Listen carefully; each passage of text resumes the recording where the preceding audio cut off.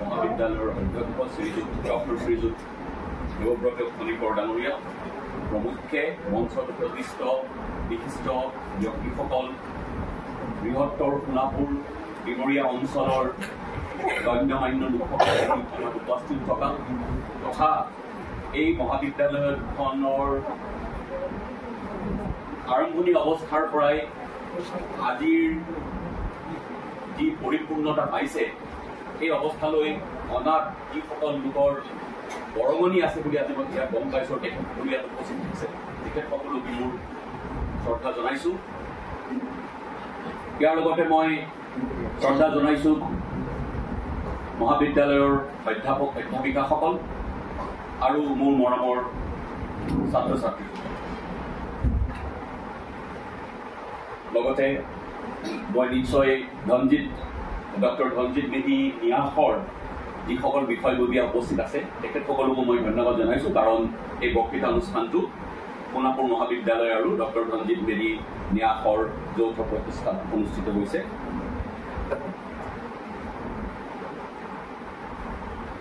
বক্তৃতাৰ আগলৈ যোৱাৰ আগতে মই যিসকল ব্যক্তিয়ে কিছুমান প্ৰত্যন্ত অঞ্চলত বা ভিতৰুৱা অঞ্চলত থাকি নতুন জ্ঞানৰ পোহৰ অনাৰ চেষ্টা কৰে বা ৰাইজৰ মাজত নতুন বিশ্বাস অনাৰ চেষ্টা কৰে, নতুন ধ্যান ধাৰণা অনাৰ চেষ্টা কৰে, বিভিন্ন অনুষ্ঠান গঢ়ি তোলে, তেনেকুৱা ধৰণৰ মানুহ আচলতে অলপ বিৰল। এটা সময়ত আছিল, লাহে লাহে তেনেকুৱা মানুহৰ সংখ্যা নাইকিয়া হৈ গৈছে আমাৰ সমাজখনৰ। মোৰ এটা কথা ভাল লাগিছে যে সোণাপুৰ অঞ্চল যদিও গুৱাহাটীৰ ওচৰতে আছে, কিন্তু সোণাপুৰ অঞ্চলৰ নিজৰ এটা স্বকীয় বৈশিষ্ট্য আছে। আৰু ঐতিহাসিকভাৱে যদি আমি চাওঁ, জনজাতীয় লোকেৰে ভৰি থকা এটা অঞ্চল, আৰু ইয়াত এটা সদায় প্ৰাকৃতিক সৌন্দৰ্যৰ যিটো কথা আজি আমাৰ মহাবিদ্যালয়ৰ যিটো সংগীত সেইটোতো ওলাই পৰিছে। তেনেকুৱা ধৰণৰ এটা পৰিৱেশ আছে। দিগাৰু নৈ কাষেৰে বৈ গৈছে, ব্ৰহ্মপুত্ৰ ইয়াৰ পৰা বেছি দূৰ নহয়, মেঘালয়খন এইখিনিতে আছে। এটা নিৰ্দিষ্ট ইউনিক ইয়াৰ এটা বৈশিষ্ট্য আছে অঞ্চল। ইয়াত এই অঞ্চলত ইউনিক লেণ্ডস্কেপ, ঐতিহাসিকভাৱেও মই কৈছোঁ যথেষ্ট গুৰুত্বপূৰ্ণ জেগা। আৰু কিন্তু শিক্ষা দীক্ষা ফালৰ পৰা মহানগৰখন ইমান ওচৰত থাকিলেও এটা সময়লৈকে কিছু পিছপৰা আছে। কিন্তু যোৱা 30, 35, 40 বছৰত আমি দেখিছোঁ এই অঞ্চলটোত যথেষ্ট পৰিৱৰ্তন হৈছে, আৰু ডক্টৰ ধনজিৎ মেধিৰ দৰে ব্যক্তিয়ে এই পৰিৱৰ্তন অনাত এটা ডাঙৰ ভূমিকা পালন কৰিছে। মই তেখেত আমাৰ মাজৰ পৰা কম সময়তে হেৰাই গ'ল, কম বয়সতে হেৰাই গ'ল, কিন্তু আজি মহাবিদ্যালয় তথা ডক্টৰ ধনজিৎ মেধি ফাউণ্ডেশ্যনে তেখেতৰ স্মৃতি জীয়াই ৰখাৰ কাৰণে, সজীৱ কৰি ৰখাৰ কাৰণে যিবিলাক পদক্ষেপ লৈছে তাৰ বাবে তেখেতসকলক মই ধন্যবাদ আৰু অভিনন্দন দুয়োটাই জনাইছোঁ। আৰু ডক্টৰ ধনজিৎ মেধিৰ পবিত্ৰ স্মৃতিত মোৰ শ্ৰদ্ধাঞ্জলি জ্ঞাপন কৰিছোঁ। মই কৈছোঁৱেই যে সোণাপুৰ অঞ্চল বৃহত্তৰ ডিমৰীয়া অঞ্চলৰ অন্তৰ্ভুক্ত, আৰু আপোনালোকে সকলোৱে জানে যে ডিমৰীয়া অঞ্চলৰ লগতে ৰাণী, লুকি, ডিমৰীয়া, আমাৰ জাগি, মানে কলা, এইবিলাক আছিলে খুব ইম্পৰ্টেণ্ট জনজাতীয় প্ৰিন্সিপালিটিজ বা সৰু সৰু ৰাজ্য বুলি যাক কয়। আজিৰ ৰাজ্য অৰ্থত আমি ক'ব নোৱাৰোঁ, কিন্তু প্ৰিন্সিপালিটিজ বুলি যাক কয়, সৰু ৰাজ্য। আৰু তাত আছিলে চিফটেইনছ। এই চিফটেইনসকলৰ এই কেন্দ্ৰীয়ভাৱে এই যিটো অঞ্চল, এই অঞ্চলটোত ষ্টেবিলিটি, পলিটিকেল স্থায়িত্ব বা পলিটিকেল ষ্টেবিলিটি যিটো কয়, সেইটো বজাই ৰখাত এটা গুৰুত্বপূৰ্ণ ভূমিকা তেওঁলোকে পালন কৰিছিল। আহোম ৰজালৈ বা কেতিয়াবা কোচ ৰজালৈ তেওঁলোকে বিভিন্ন ধৰণৰ কৰ কাটল দিছিল, আৰু বিভিন্ন সময়ত যুদ্ধ বিগ্ৰহৰ সময়ত সৈন্য সংগ্ৰহ কৰি যুদ্ধবিলাক ব্ৰহ্মপুত্ৰত হয়, গুৱাহাটীৰ ইটো পাৰে হয়, প্ৰায় হাজোত আহি মোগল সৈন্য বা আমাৰ আক্ৰমণকাৰী যিবোৰ সৈন্য তাত আহি কোচ মাৰেহি, আৰু ইফালে ব্ৰহ্মপুত্ৰই আহে সৈন্য। আপোনালোকে জানে ৰহাত ৰহিয়াল বৰুৱা, জাগিয়লীয়া গোহাঁই। এতিয়া মানুহে জাগি বুলি ক'লে চিনি নাপায়, জাগিৰোড চিনি পায়। মই প্ৰায়ে ক'লো জাগি ৰোডটো ক'ৰ পৰা আহিলে জাগি ৰোড মানে কি যে জাগিলৈ যোৱা ৰোড সেইকাৰণে জাগি ৰোড গতিকে জাগিটো ক'ত আমাৰ বেছিভাগ ল'ৰা ছোৱালী নাজানে এতিয়া আজি মই যিটো বিষয় লৈছোঁ এটা মাইগ্ৰেশ্যনৰ কথা ক'ম সেইকাৰণে এই কথাখিনি মই অৱতাৰণা কৰিছোঁ যে আৰু এই অঞ্চলৰ যিসকল সৰু সৰু ৰাজ্য এই ৰাজ্যবিলাকে কি কৰে তেওঁলোকে সৈন্য সামন্ত ৰচদ পাতি দি আমাৰ আহোম ৰজাক সহায় কৰে এইটো নহয় যে সৈন্য সামন্ত উজনিৰ পৰা আহিছে ইয়াত যুদ্ধ কৰিছে এইটো নহয় সৈন্য সামন্তবিলাক স্থানীয় উজনিৰ পৰাও আহে মধ্য অসমৰ পৰাও আহে আমাৰ নামনি অসমৰ পৰাও আহে সকলোৱে একেলগ হৈহে শত্ৰুৰ বিৰুদ্ধে যুদ্ধ দিয়ে আৰু এই অঞ্চলবিলাকৰ শাসন চলোৱাৰ কাৰণে মই যিটো কথা কৈছো তাত সামৰিক বিষয়াও বুলি ক'ব পাৰে তেওঁলোকক প্ৰশাসনিক বিষয়া বুলি ক'ব পাৰে যেনেকে মানে জাগিয়লীয়া গোহাঁইৰ কথা ক'লো ৰহাত ৰহিয়াল বৰুৱা তেনেকে কলিয়াবৰত বৰ বৰুৱা তেনেকে গৈ থাকে গতিকে এইবিলাক হ'ল মিলিটাৰী পোষ্ট শত্ৰু সৈন্য এইবিলাক পাৰ কৰি যাব নোৱাৰে বিভিন্ন জেগাত তাক বাধা দিয়া হ'ব আৰু স্বাভাৱিক সময়ত ইয়াত থকা যিবিলাক বিষয়া বা ৰাজ বিষয়া তেওঁলোকে কৰ কাটল তুলি সেই অঞ্চলটোত বা বিভিন্ন ধৰণৰ যিবিলাক জনগোষ্ঠী আছে তেওঁলোকৰ লগত সম্পৰ্ক স্থাপন কৰি এই জেগাবিলাকত এটা স্থিৰতা ৰাজনৈতিক স্থিৰতা বজাই ৰাখিছে এইবিলাক আমাৰ ইতিহাসৰ কথা আমি আজি অসমত প্ৰায় দুই ধৰণৰ মানে প্ৰথমতে আমি কৈছিলোঁ আমাৰ ইয়ালৈ অহা মানুহৰ কথা যিটো ইনমাইগ্ৰেশ্যন অসমলৈ অহা মাইগ্ৰেশ্যন অসমলৈ অহা মাইগ্ৰেশ্যনটো বহুত পুৰণা আৰু মই বিভিন্ন সময়ত নিজৰ লিখাত লিখিছোঁ যে এই অঞ্চলটো এটা কণ্টিনেণ্টেল ক্ৰছ ৰোড মানে চাইনা হৈ বাৰ্মাৰ পৰাও আমাৰ মানুহ আহিছে টিবেটৰ পৰাও আহিছে বাংলাদেশৰ ফালৰ পৰাও আহিছে it's a continental cross road সকলো ধৰণৰ মানুহ আহিছে আৰু ইয়াত বহুতে ছেটল কৰিছে বা এই অঞ্চলটোত পাৰ হৈ গুচি গৈছে গতিকে বিভিন্ন ধৰণৰ মানুহ আজি সৌ সিদিনা মই ভিয়েটনামলৈ গৈছিলোঁ তেওঁলোকে ভিয়েটনাম ভাৰত বুলি ভাবিছেতো গতিকে ভাৰতীয় মানুহ যিটো আমাৰ ভাৰতীয় মানুহৰ কল্পনা তেওঁলোকৰ সেইটো কল্পনাই আছে এতিয়া মই এইটো কথা ক'ব লগা হৈছে যে নহয় অসমখন কিন্তু তোমালোকৰ একেবাৰে ওচৰত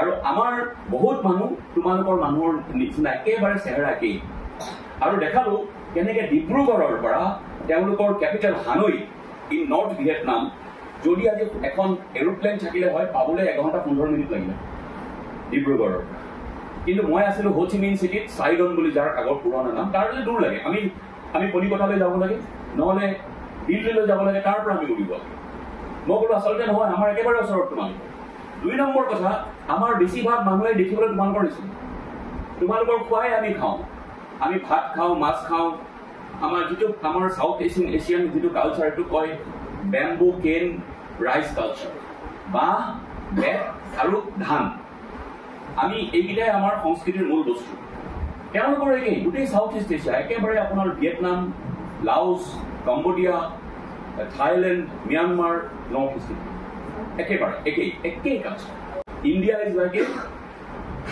ইটছ এ চাব কণ্টিনেণ্ট আৰু ইয়াত ইমান ডাইভাৰ্চিটি আছে ইমান বৈচিত্ৰ্য আছে যে তাৰ কিছুমান মানুহ একেবাৰে দেখিবা তোমালোক মানে বেলেগ মানুহ একেবাৰে so' called again quote unquote Aryan looking আৰু একেবাৰে আমাৰ ফালৰ মানুহ যিখিনি আছে মই কৈছোঁ মই অলপ দেখিবলৈ বেলেগ হ'ব পাৰোঁ কিন্তু আমাৰ বহুত মানুহ দেখিবলৈ তোমালোকৰ নিচিনা গতিকে এইটো এটা মাইগ্ৰেশ্যনৰ ইতিহাস তাৰ পৰা কেনেকৈ মাইগ্ৰেশ্যন ঘটিছে আমাৰ বিভিন্ন জেগাৰ পৰা আমাৰ ইয়ালৈ মানুহ আহিছে বাকী ভাৰতৰ বেলেগ জেগালৈও আহিছে কিন্তু এই উত্তৰ পূৰ্বাঞ্চলত মাইগ্ৰেশ্যনৰ ইতিহাসটো একেবাৰে বেলেগ কিন্তু এইটো হ'ল মই ইনমাইগ্ৰেশ্যনৰ কথা ক'লোঁ ইয়ালৈ অহা মাইগ্ৰেশ্যনৰ যিটো আজি সৌ সিদিনালৈকে চলি আছিল এতিয়াও চাগে চলি আছে বহুত বিতৰ্ক হৈছে কিন্তু এই বিষয়টোলৈ এইটো আজি মোৰ বিষয় নহয় যদিও এই সম্পৰ্কে মই লিখিছোঁ কিন্তু এইটো আজি মোৰ বিষয় 2 নম্বৰ বিষয় যিটো অসমত প্ৰায় চৰ্চা নাছিল সেইটো হৈছিল আজিৰ পৰা 30 বছৰমান আগতে যেতিয়া অসমৰ পৰা আউট মাইগ্ৰেশ্যন আৰম্ভ হৈ গ'ল আৰ্লি 90s যে অসমৰ পৰা বহিঃগমন আমাৰ অসমৰ শ্ৰমিক মই পঢ়া শুনা ল'ৰা ছোৱালী গৈ বাহিৰত পঢ়ি চাকৰি বাকৰি কৰাৰ কথা কোৱা নাই মই কৈছোঁ গ্ৰাম্য বহিঃপ্ৰব্ৰজন গ্ৰাম্য যুৱক যুৱতীৰ বহিঃপ্ৰব্ৰজন বিভিন্ন প্ৰথমতে গ'ল যিসকল আমাৰ বংগমূলীয় মুছলিম বাহিৰৰ পৰা আহিছিলে তেওঁলোকৰ তাৰ পৰা প্ৰথম বাহিৰৰ বহিমুখী গমনটো আৰম্ভ হৈছে লাহে লাহে দেখা পালোঁ যে নেপালী লোকসকল যাবলৈ আৰম্ভ কৰিলে they are the early birds or pioneers of out migration from Assam কি কাৰণে কৈছিলে বেলেগ ধৰণৰ বহুত কাৰণ আছে, কিন্তু তাৰপিছত মোৰ বিষয়বস্তু হিচাপে সেইটো ললো। গতিকে সেইটো আৰু এটা অসমত কিন্তু সাংঘাতিক ধৰণৰ এটা আমাৰ যিটো গ্ৰাম্য যিটো আমাৰ লেণ্ডস্কেপ সাংঘাতিক ধৰণৰ পৰিৱৰ্তন আহিছে। লাখ লাখ ল'ৰা ছোৱালী বাহিৰলৈ ওলাই গ'ল। কিয় ওলাই গ'ল সেইটো এটা বেলেগ কাৰণ, মই তালৈ যাব বিচৰা নাই। তেওঁলোকৰ কিছুমানে আকৌ ঘূৰিও আহিলে, কিছুমানে ইয়াত একো নাপাই পেলাই আকৌ গৈছে বাহিৰলৈ, এইটো চলি থাকে।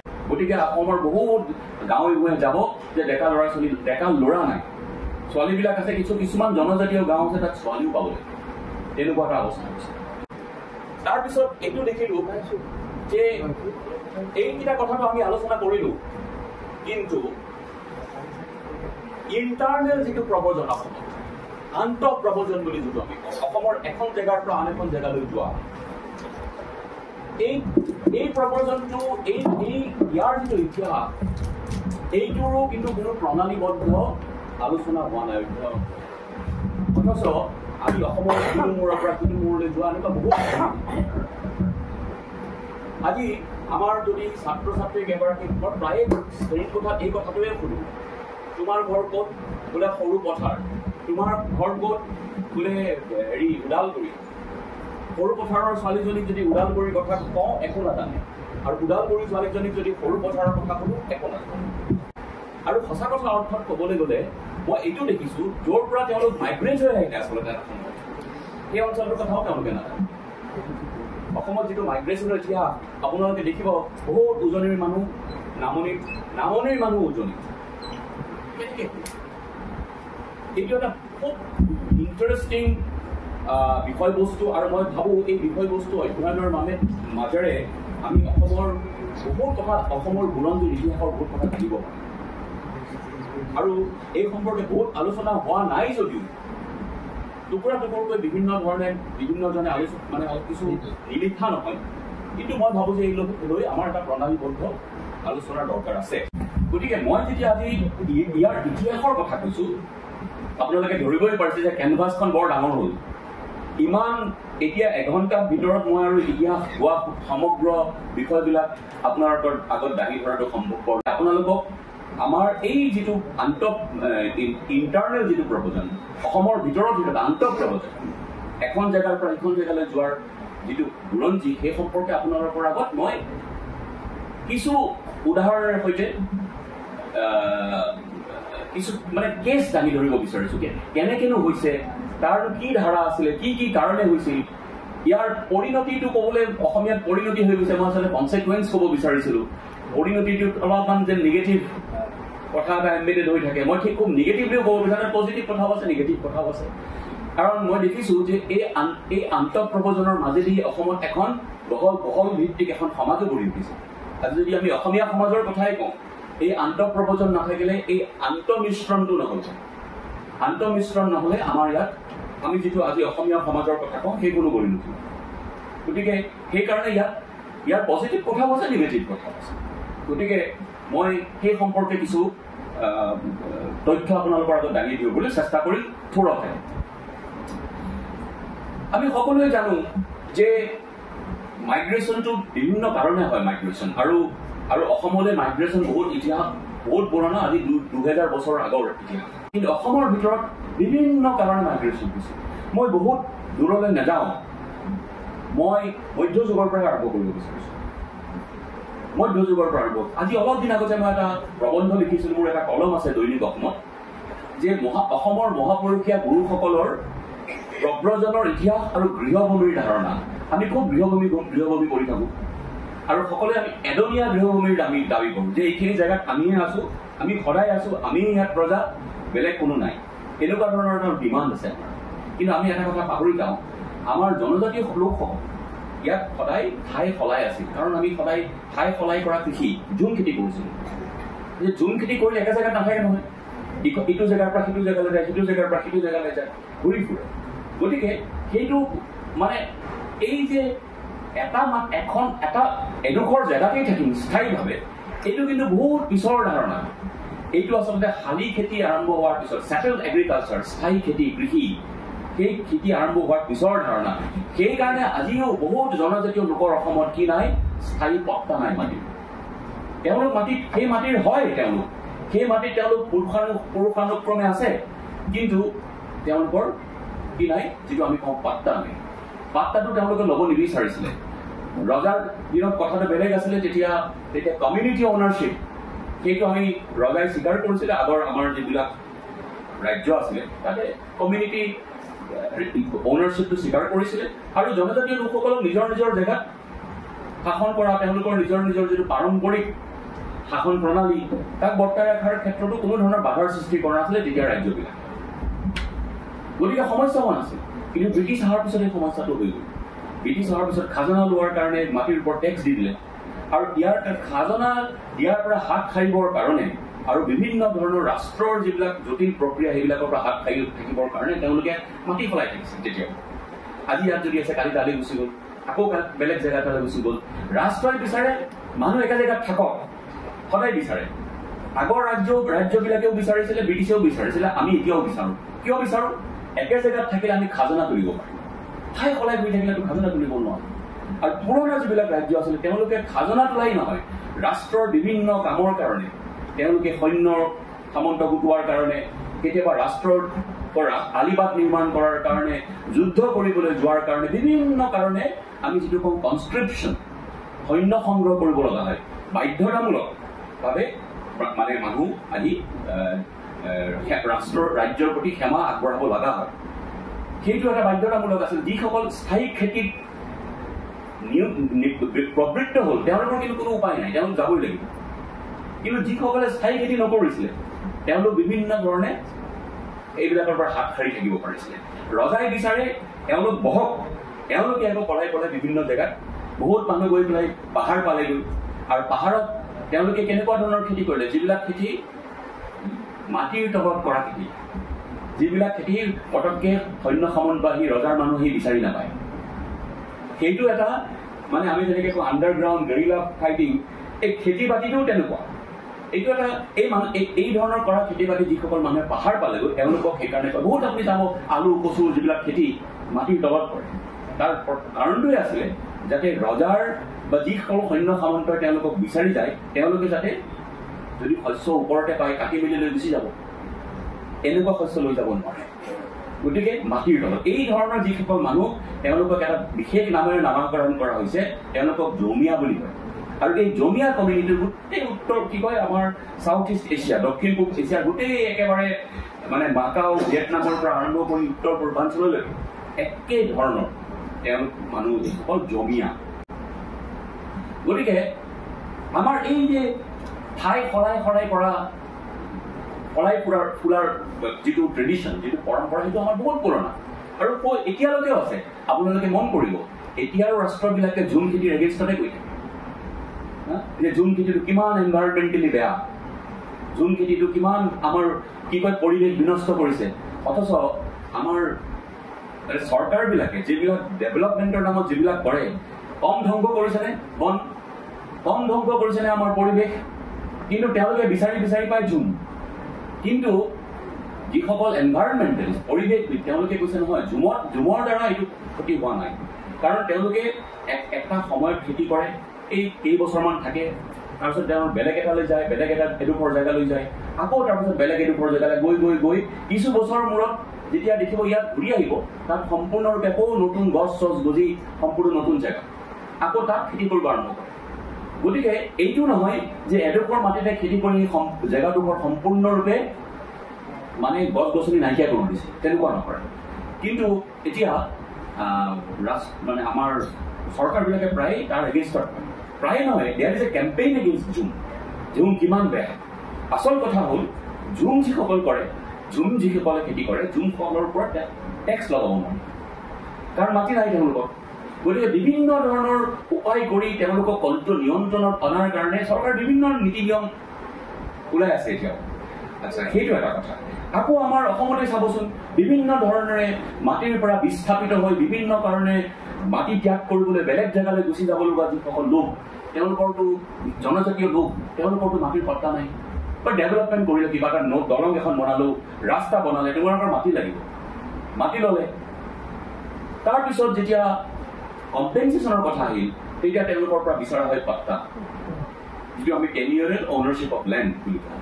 কিন্তু পট্টাটো কাৰো নাই, তেওঁলোকে পট্টা লোৱাই নাই। এইটোতো মোৰ ইয়াতে শ শ বছৰ ধৰি খেতি কৰি আছে বুলি ক'ব। মোৰ বোপা ককাই খেতি কৰি আছিলে, মোৰ আজু ককাই খেতি কৰি আছিলে, মোক ইয়াৰ পৰা কোনে গুচাব পাৰিব? কিন্তু আইন বৰ নিষ্ঠুৰ, এই ধৰণৰ কথা বতৰা আইনে নুশুনে, শুনিব নিবিচাৰে। গতিকে দেখা গৈছে যে এই ধৰণৰ প্ৰব্ৰজনৰ যিটো আমি ইতিহাস, আৰু এওঁলোক বিভিন্ন কাৰণে প্ৰব্ৰজন কৰিব লগা হৈছিল। সকলোৱে যে হঠাতে মন ভাল লাগি পেলাই প্ৰব্ৰজন কৰিছে তেনেকুৱা নহয়। প্ৰব্ৰজন কৰিবলৈ বিভিন্ন কৰাৰ বাবে বিভিন্ন বাধ্যবাধকতা আছিলে। বাধ্যবাধকতাবিলাক কেনেকুৱা আছিল যে এনেই যদি মই আজি শংকৰদেৱৰ সময়লৈ যাওঁ, শংকৰদেৱৰ সময়ৰ অসমখন আজিৰ অসমখন একে নাছিল। ইয়াৰ লেণ্ডস্কেপ, আকৌ কৈছো, ভূভাগ দেখিবলৈ সম্পূৰ্ণ বেলেগ আছিল। ব্ৰহ্মপুত্ৰ নদীখন দেখিবলৈ সম্পূৰ্ণ বেলেগ আছিল। যে ব্ৰহ্মপুত্ৰ নদীখন যথেষ্ট ঠেক নদী আছিল, আৰু মই ভাবো শংকৰদেৱে যিখন ব্ৰহ্মপুত্ৰ নদী পাৰ হৈছিল, আজিৰ ব্ৰহ্মপুত্ৰ নদী, যিখন ব্ৰহ্মপুত্ৰত সাউদে বেপাৰ কৰিছিল, সেইখন আজিৰ ব্ৰহ্মপুত্ৰ নদী। যিখন ব্ৰহ্মপুত্ৰত মানুহে ক্ৰিছ ক্ৰছ কৰিছিল, উত্তৰ দক্ষিণ কৰি আছিল, আজিৰ ব্ৰহ্মপুত্ৰ নহয়। যিখন ব্ৰহ্মপুত্ৰত মোগলে গৈ গড়গাঁও পাইছিল ব্ৰহ্মপুত্ৰদি গৈ, এইখন আজিৰ ব্ৰহ্মপুত্ৰ নহয়। যিখন ব্ৰহ্মপুত্ৰত মানে গড়গাঁৱৰ পৰা সৈন্য আহি নামনি পাইছিল, এইখন ব্ৰহ্মপুত্ৰ নহয়। যিখন ব্ৰহ্মপুত্ৰেদি বৈষ্ণৱ গুৰুসকলে বিভিন্ন সময়ত ব্ৰহ্মপুত্ৰেদিও অহা যোৱা কৰিছিল, এইখন কিন্তু আজিৰ ব্ৰহ্মপুত্ৰ নহয়। তেতিয়াৰ এই যে হাত নাৱত ব্ৰহ্মপুত্ৰত আজি ভাবকচোন, কল্পনা কৰিব পাৰিবনে অহা যোৱা কৰা? চাওক, 1950 ভূমিকম্পৰ ফলত ব্ৰহ্মপুত্ৰখন কিমান বহল হৈ গ'ল। আগৰ চেনেলটো আছিলে সেই ৰঙা দাগ থকা, 1950 ইমান বহলি গ'ল। তাৰপিছত আৰু বহলি আছে ব্ৰহ্মপুত্ৰ। মই এবাৰ বিহালীলৈ গৈছিলো, বহুত বছৰ হ'ল। মোৰ ককা দেউতা বিহালীত কি ব্ৰিটিছৰ দিনত হাকিম আছিল। তাতে মই সুধিলো যে এনেকে হৈছিল, ককা আছিল তেওঁ তেতিয়া বিহালী আছে তেতিয়া এই জেগাখিনিৰ এডমিনিষ্ট্ৰেটিভ হেডকোৱাৰ্টাৰ্ছ। তেতিয়া তেখেতে কৈছে নহয়, সেই বিহালীখন নাই। কিন্তু বয়সস্থ লোকে ক'লে হয় তেখেতৰ নাম শুনিছো, মোৰ ককা ব্ৰিটিছৰ দিনতে আছে, তেখেতৰ নাম শুনিছো, কিন্তু সেই বিহালীখন নাই। সেই বিহালীখন ক'ত আছে? এতিয়া ব্ৰহ্মপুত্ৰৰ ভিতৰত, এতিয়া ইয়াৰ পৰা প্ৰায় 6-7 কিলোমিটাৰ ভিতৰত আছে বিহালী। আৰু সেই বিহালীখন সম্পূৰ্ণ গুচি যোৱাৰ পিছত এতিয়া ডিষ্ট্ৰিক্ট হেডকোৱাৰ্টাৰ হৈ গ'ল বিশ্বনাথ চাৰিআলি। আকৌ বিশ্বনাথ চাৰিআলি বুলি ক'লে ফেমাছ হ'ল বিশ্বনাথ স্থললৈ যোৱা যিটো চাৰিআলি, সেইকাৰণে বিশ্বনাথ চাৰিআলি। বিশ্বনাথ ঘাটটোহে আগতে গুৰুত্বপূৰ্ণ জেগা আছিল, বিশ্বনাথ চাৰিআলি নহয়। এতিয়া যেনেকে মই ক'লো ৰহা কি কয় জাগিৰোডৰ কথা ক'লো, জাগিৰহে আচলতে গুৰুত্বপূৰ্ণ জেগা আছিল, জাগিৰোড নহয়। তেনেকে বিশ্বনাথ চাৰিআলি আজি গুৰুত্বপূৰ্ণ জেগা হৈ উঠিছে, আৰু ডিষ্ট্ৰিক্ট হেডকোৱাৰ্টাৰ আছে। ব্ৰহ্মপুত্ৰখন বহলি গৈ আছে। ব্ৰহ্মপুত্ৰখন মই উদাহৰণে দিছো, এনেকুৱা বিভিন্ন জেগাত উদাহৰণ দিব পাৰিছো। এই কথাটোকে এদিন মই এটা বক্তৃতাত ক'লো। বক্তৃতা কৰোঁতে ছিংগাপুৰৰ পৰা প্ৰফেচাৰ এজন আহি গ'ল, সেইটো ক'ৰবাত প্ৰকাশ হৈছিলে, তাৰ বক্তৃতাটো আৰণ্যকে পাতিছিলে। তেতিয়াহ'লে আপুনি কেনেকে ক'লে, কি প্ৰমাণ? মই ক'লো মোক 300 বছৰ আগৰ প্ৰমাণ নালাগে। আপুনি যিকোনো 80 বছৰীয়া 90 বছৰীয়া লোকক সোধক তেওঁলোকৰ ব্ৰহ্মপুত্ৰৰ অভিজ্ঞতাটো কি। আমিও সৰুতে ব্ৰহ্মপুত্ৰৰ পাৰতে ডাঙৰ দীঘল হৈছো, মোৰ লতাশিলত ঘৰ গুৱাহাটীত, কিন্তু তাত ব্ৰহ্মপুত্ৰখন একে আছে মোটামুটি। কিন্তু আপুনি যদি মাজুলীলৈ যায়, আপুনি যদি ডিব্ৰুগড়লৈ যায়, আপুনি যদি পলাশবাৰীলৈ যায়, আপুনি যদি মই দেখাম আজি অসমৰ কেইবাখনো জেগা, গোটেই দক্ষিণ পাৰৰ যিবিলাক জেগা, একেবাৰে লাহৰী ঘাটৰ পৰা আৰম্ভ কৰি লাহৰী ঘাট, আমাৰ মৰিয়াহোলা, বংকুৱাল, দিখৌমুখ, একেবাৰে আগলৈকে ব্ৰহ্মপুত্ৰখন কিমান বাঢ়ি গ'ল। মানুহে কৈছিল আগতে 3 কিলোমিটাৰ, 4 কিলোমিটাৰ, 5 কিলোমিটাৰ ভিতৰত আছিল। গতিকে বুঢ়া মেথাটো নালাগেই। নদীৰ পাৰত বাস কৰি থকা আমাৰ নিচিনা মানুহেও কৈ দিব পাৰিব যে ব্ৰহ্মপুত্ৰখন বহল হৈছে। গতিকে ব্ৰহ্মপুত্ৰখন বহল হৈছে, এইটো কৈছে মধ্যযুগত একেবাৰে বেলেগ ব্ৰহ্মপুত্ৰ আছে। আৰু ব্ৰহ্মপুত্ৰৰ যিটো ফেৰচিয়াছ যিটো ৰূপ, ইয়াৰ যিটো ভয়ংকৰ ৰূপ, পৃথিৱীৰ ভিতৰতে ফেৰচিয়াছ নদী, আটাইতকৈ বেছি চিল্ট কঢ়িয়াই অনা, গেট কঢ়িয়াই অনা এখন নদী। এইখন নদী এই অৱস্থাটো নাছিল। এইখন মূলতঃ বিভিন্ন ধৰণৰ আৰ্থকুৱেক, বিশেষকৈ 1950 চনৰ আৰ্থকুৱেকৰ কাৰণে বহুত ওপৰলৈ উঠি আহিল। আৰু তাৰ ডেফিনেটলি ৰিটেনশ্যন কেপাচিটি, পানীটো হেৰিটোৱে থাকিব। গতিকে পানী বহল হ'বলৈ আৰম্ভ কৰিলে। ইয়াৰ ফলত খহনীয়া বাঢ়িবলৈ ধৰিলে, বানপানীৰ প্ৰকোপ বাঢ়িবলৈ ধৰিলে আৰু তাৰ ফলটো কি হ'ব তাৰ আপোনালোকক অলপ পিছত মই দেখাম। কিন্তু আকৌ শংকৰদেৱলৈ ঘূৰি যাম। তেওঁলোকে কি কৰিছিলে একেবাৰে শংকৰদেৱৰ অসুবিধা হ'ল থাকিবলৈ। শংকৰদেৱৰ পূৰ্বপুৰুষ আহিছিলে কনৌজৰ পৰা। প্ৰথমতে মানে পশ্চিম অসমত আছিল, লাহে লাহে আহি তেওঁলোক মানে মধ্য অসমত বৰদোৱাত থিতাপি ল'লে। ভূঞা ৰাজ্যবিলাক গোটেই উত্তৰ অসমত কিছুমান ইণ্ডিপেণ্ডেণ্ট ৰাজ্য আছে। তেওঁলোক কোনো চেন্ট্ৰেলাইজ কিংডম বা ৰাজ্যৰ অন্তৰ্ভুক্ত নাছিল, তেওঁলোক অট'নমাছ আছিল, স্বতন্ত্ৰ। আৰু তেওঁলোক অলপ ফিউডেল এডভান্স আছিল, কাৰণ তেওঁলোকৰ সেই বাহিৰৰ পৰা সেই কালচাৰটো আনিছিল ভূঞাসকলে। গতিকে কিন্তু তেওঁলোকে কেন্দ্ৰীয় যিবিলাক ৰাজ্য হওক, কোচ ৰাজ্যই হওক, আহোম ৰাজ্যই হওক বা কমতা ৰাজ্যই হওক, এইবিলাকৰ পৰা অলপ দূৰত থাকি শাসন কৰিছিল। কিন্তু তেওঁলোকক কৰ কাটল দিছিল। কিন্তু তেওঁলোকৰ প্ৰতিপত্তিশালী আছে। এই ভূঞাসকলৰ কেইবাটাও থাল, তাৰে এটা থাল আমি যিটো জানো শংকৰদেৱৰ যিটো বংশ বৰদোৱা আলিপুখুৰী। কিন্তু তাত তেওঁলোকৰ সংঘাত আৰম্ভ হ'ল তাৰ লগত কছাৰীসকলৰ লগত, তাৰমান ডিমাচা কছাৰীসকল। ডিমাচা আপোনালোকে মন কৰিব, মেপখন চালেই গম পাব যে ডিমাচা কছাৰী ৰাজ্য। এতিয়া ডিমা হাছাওখন চালে নহ'ব। ডিমাচা কছাৰীসকল গোটেই আজিৰ ডবকা, আপোনাৰ কামপুৰ, তাৰপিছতে উজাই, লংকা, এইবিলাক গোটেই জেগাত ডিমাচা কছাৰীসকলৰ ৰাজ্য। আৰু এটা কথা মই আপোনালোকক ক'ব লাগিব যে ডিমাচা কছাৰীসকল বহুত লোকে এতিয়া সম্পূৰ্ণৰূপে অসমীয়া হৈ গ'ল। এইটো অসমত এটা কাষ্ট ট্ৰাইব কণ্টিনিউম এটা আছে, ট্ৰাইবৰ পৰা কাষ্ট হৈ যোৱাৰ। আৰু ইয়াত কোনো মানে মধ্য ভাৰতৰ নিচিনা ইয়াত আপোনাৰ জন্ম কুণ্ডলী ওলাই নাথাকে কোনো, যে আপুনিতো এনেকুৱাহে আছিলে, অমুক ডাঙৰ মানুহে আছিলে, আপুনি কেনেকে বোলে কাষ্ট কেনেকে হৈ গ'ল, আপুনিতো জনজাতিহে আছিলে, বা আপুনি সৰু কুচে আছিলে, আপুনি কায়স্থ কেনেকে হ'ল, এই কথাটো সুধিবলৈ নাযায় কোনো। কিন্তু অসমৰ সেইকাৰণে এই যে ট্ৰাইব কাষ্ট, জাতিৰ পৰা জনজাতিৰ পৰা জাতি হোৱা প্ৰক্ৰিয়াটো এই সোণাপুৰ অঞ্চলতে দেখাৰ ওলাব। কাৰো নাম মই ক'ব নোৱাৰো, মানুহে বেয়া পাব এইটো কথা ক'লে। মানে মই সমাজতাত্ত্বিক, মই ক'বই পাৰোঁ যে এনেকুৱা ওলাই বহুত তিৱা লোক। উদাহৰণ আজি যে মৰিগাঁও অঞ্চলৰ তিৱা লোক, তেওঁলোক বেছিভাগেই আচলতে কোচ লোক যিসকল, তেওঁলোক তিৱা হৈছে। আৰু এনেকুৱা অসমৰ সমগ্ৰ অসমত বহুত এনেই কিছুমান বিতৰ্ক হৈ থাকে, কিন্তু আমি এনেকুৱা বহুত উদাহৰণ দিব পাৰোঁ। আৰু এই সম্পৰ্কে লিখাও হৈছে, আনকি জনজাতীয় মানুহ কেইজন গৈ সত্ৰাধিকাৰ কেনেকৈ হৈছে কায়স্থ হৈ, তাৰো উদাহৰণ অসমত আছে। এতিয়াতো মই বিভিন্ন জেগাত দেখা পাওঁ যে ব্ৰাহ্মণ কোনো পৰ্যায়ে নহয়, কিন্তু শৰ্মা লিখে। আৰু এতিয়া ব্ৰাহ্মণ উপাধি মানে ডিমাণ্ড কৰে তেওঁলোকে, তেনেকুৱা অৱস্থা। এইবিলাক কোনো খুচৰি নাথাকে এতিয়া অসমত। কিন্তু সেইটো বিহাৰত সম্ভৱ নহ'ব, এইটো তামিলনাডুত সম্ভৱ নহ'ব, এইটো উত্তৰ প্ৰদেশতো সম্ভৱ নহ'ব। মানুহ এজনৰ মুখখন দেখি হয়তো আপুনি ক'ব পাৰে, কিন্তু অসমত বহুত উচ্চ বৰ্ণ তথাকথিত মুখো দেখিবলৈ আপুনি কিন্তু ধৰিব নোৱাৰে তেওঁ আচলতে ট্ৰাইবেল অৰিজিন নে নন ট্ৰাইবেল অৰিজিন, সেইটো আপুনি ধৰিব নোৱাৰে, কাৰণ ইমান ইয়াত মিশ্ৰণ ঘটিছে অসমত। গতিকে এই ধৰণৰ কথাবিলাক আছে। এতিয়া মই যিটো কথা ক'লো যে আজিৰ যদি ডিমা হাছাওৰ কথাটো ভাবে, তেতিয়া কিন্তু আপুনি বুজিব নোৱাৰিব যে শংকৰদেৱৰ পৰাতো আলিপুখুৰী বৰদোৱাৰ পৰাতো ইমান দূৰত আছে ডিমা হাছাও, তেওঁলোকক ক'ত কেনেকৈ লাগে। আচলতে তেওঁলোক একেবাৰে ওচৰত আছিল। ৰহা চহা এই গোটেই অঞ্চলবিলাক ডিমাচা কছাৰীটো ধৰি আছে। এইটো নহয় যে তেওঁলোকৰ বহুত পপুলেশ্যন, স্পাৰ্চলি পপুলেশ্যন, কিন্তু তেওঁলোকৰ মানুহ আহিছে, আছে তিৱা লোকসকল আছে। গতিকে জনজাতীয় বিভিন্ন ধৰণৰ জনগোষ্ঠীয় লোক, কাৰ্বি লোকসকল আছে, এনেকুৱা বিভিন্ন ধৰণৰ জনগোষ্ঠীয় লোক এই অঞ্চলবিলাকত আছিল। এতিয়াহে আচলতে হয় তেওঁলোকৰ মাজত বহুত মিশ্ৰণ হৈ বৃহত্তৰ অসমীয়া সমাজখনৰ এখন তেওঁলোকে নিজে সৃষ্টি কৰি লৈছে, বা কিছু লোক হয়তো তাৰ পৰা আঁতৰি আকৌ পাহাৰৰ ফালে গুচি গৈছে, তেনেকুৱাও এটা সম্ভাৱনা আছে। এতিয়া শংকৰদেৱৰটো ক'লে যে কছাৰীসকলৰ লগত তেওঁৰ হেৰি হ'ল, কছাৰী লোকসকলৰ লগত তেওঁৰ এটা সংঘাত হ'ল। তেওঁ দেখিলে যে ইয়াত আৰু নিৰাপদ নহয়। শংকৰদেৱে কি কৰিলে তেতিয়া, গোটেই মানুহ দুনুহ লৈ তেওঁ গুচি গ'ল ব্ৰহ্মপুত্ৰ পাহাৰে ৰৌতা। আজি ভাবকচোন ইমান সহজ নেকি? ৰৌতাখন হয় শংকৰ মানে আলিপুখুৰীৰ ইপাৰ আছে, কিন্তু কিমান বিশাল ব্ৰহ্মপুত্ৰ। তাত ৰৌতাটো কিছুদিন থাকি ভাল নাপালে, অলপ দিগদাৰ পালে। তাৰপিছত তেওঁ আকৌ ব্ৰহ্মপুত্ৰৰে উজাই গৈ কি পালেগৈ, এই বিশ্বনাথ পালেগৈ। এইটো খুব গুৰুত্বপূৰ্ণ জেগা। এই জেগাখিনি বিশ্বনাথ চাৰিআলিৰ পৰা নাৰায়ণপুৰ মাজুলীলৈকে এই জেগাখিনি অসমৰ ইতিহাসৰ পিনে এটা খুব গুৰুত্বপূৰ্ণ জেগা। তেওঁ পালেগৈ গাংমৌ, য'ত আজি গাংমৌ থান আছে বিহালীৰ ওচৰত।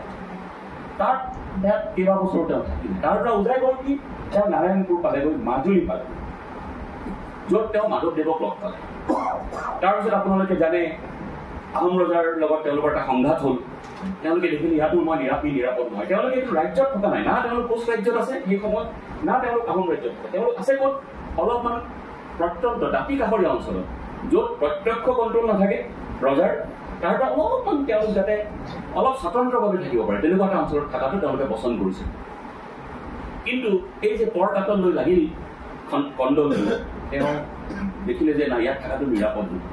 আকৌ তেওঁলোক ঘূৰি আহি কিছুদিন বৰদোৱাত থাকিলে। বৰদোৱাৰ পৰা আকৌ তেওঁলোক গতিয়াই গ'ল বাওঁঠিত থাকিলে। শংকৰদেৱ নামনিলৈ আহিছে 92 বছৰ বয়সত। যদিহে তেওঁৰ জন্ম 1449, যদি তেওঁৰ জন্ম 1449, শংকৰদেৱ 1552 চনত তেতিয়াহ'লে নামনি অসমলৈ প্ৰথম আহিছে। আৰু তেওঁৰ ধৰ্ম প্ৰচাৰৰ কাৰণে নামনি অসমত শংকৰদেৱ খুব কৰিব নোৱাৰিলে, কিন্তু তেওঁৰ যিসকল উত্তৰসূৰী তেওঁলোকে কৰিছে। মাধৱদেৱ প্ৰমুখ্যে, মানে মথুৰা দাস বুঢ়াহাটা প্ৰমুখ্যে, মানে বা আমাৰ যিসকল পিছৰ তেওঁৰ যিসকল শিষ তেওঁলোকে কৰিছে। দামোদৰ দেৱ, আমাৰ গোপাল দেৱ, এইসকলে কৰিছে। তাৰপিছত শেষ বয়সত তেওঁ কলৈ গৈছে? তেওঁ গৈছে কোচবিহাৰ। তাতেই তেওঁ দেহ ত্যাগ কৰিছে। মাধৱদেৱ থাকি গ'ল। মাধৱদেৱো কিন্তু শেষ বয়সত বাটবাউসীৰ পৰা গৈ তেওঁ কিন্তু কোচবিহাৰ পালেগৈ। আকৌ চাওকচোন অনিৰুদ্ধদেৱ, তেওঁৰ জন্ম কিন্তু আপোনাৰ বালিকুঞ্চি নাৰায়ণপুৰত, কিন্তু শিক্ষা গ্ৰহণ কৰিবৰ কাৰণে তেওঁ কোনখিনি পালেগৈ? গৈ একেবাৰে গোপালদেৱৰ তাত পালেগৈ। গোপালদেৱৰ ঘৰ ক'ত? কালঝাৰ, সেইকাৰণে কালসংগতি। কালঝাৰ মানে ক'ত? আজিৰ বজালিৰ ওচৰত। নামনি অসমৰ লোকসকলে জানিব কালঝাৰ পালেগৈ। ক'ৰ পৰা আহিলে? বালিকুঞ্চি ক'ৰ? আপোনাৰ নাৰায়ণপুৰৰ পৰা। আজিও আপোনালোকে ভাবিলে আচৰিত পাব, কাৰো তেনেকে গুৰু বিচাৰি ইমান দূৰ যাবলৈ মন যাবনে? কিন্তু তেওঁতো বিচাৰিব ওলাইছে। তাৰপিছত তেওঁ ঘূৰি আহি পেলাই সত্ৰ স্থাপন কৰিছে নিজৰ জেগাত। তাৰপিছত তেওঁ কলৈ গুচি গ'ল? একেবাৰে কাকপথাৰৰ ফালে গুচি গ'ল, ডুমডুমাৰ ফালে, য'ত পিছত মায়ামৰা সত্ৰ স্থাপন কৰিছে। তেওঁ কালসংগতি সত্ৰৰ যিটো মানে মূল তেওঁ উজনি অসমত কৰিছে। কি কোনটো অঞ্চলত? জনজাতি প্ৰধান অঞ্চলত। আৰু সেইকাৰণে কালসংগতি বেলেগ বৈষ্ণৱ সত্ৰতকৈ বেলেগ। কিন্তু ইয়াত মই ক'ব বিচৰা কথাটো এইটো যে এই সত্ৰ গুৰুসকলৰ এই প্ৰব্ৰজনৰ ইতিহাসটো চাওকচোন আপোনালোকে। বাকীবিলাক মানুহতো সকলোৱে একোটা জেগাত থাকে।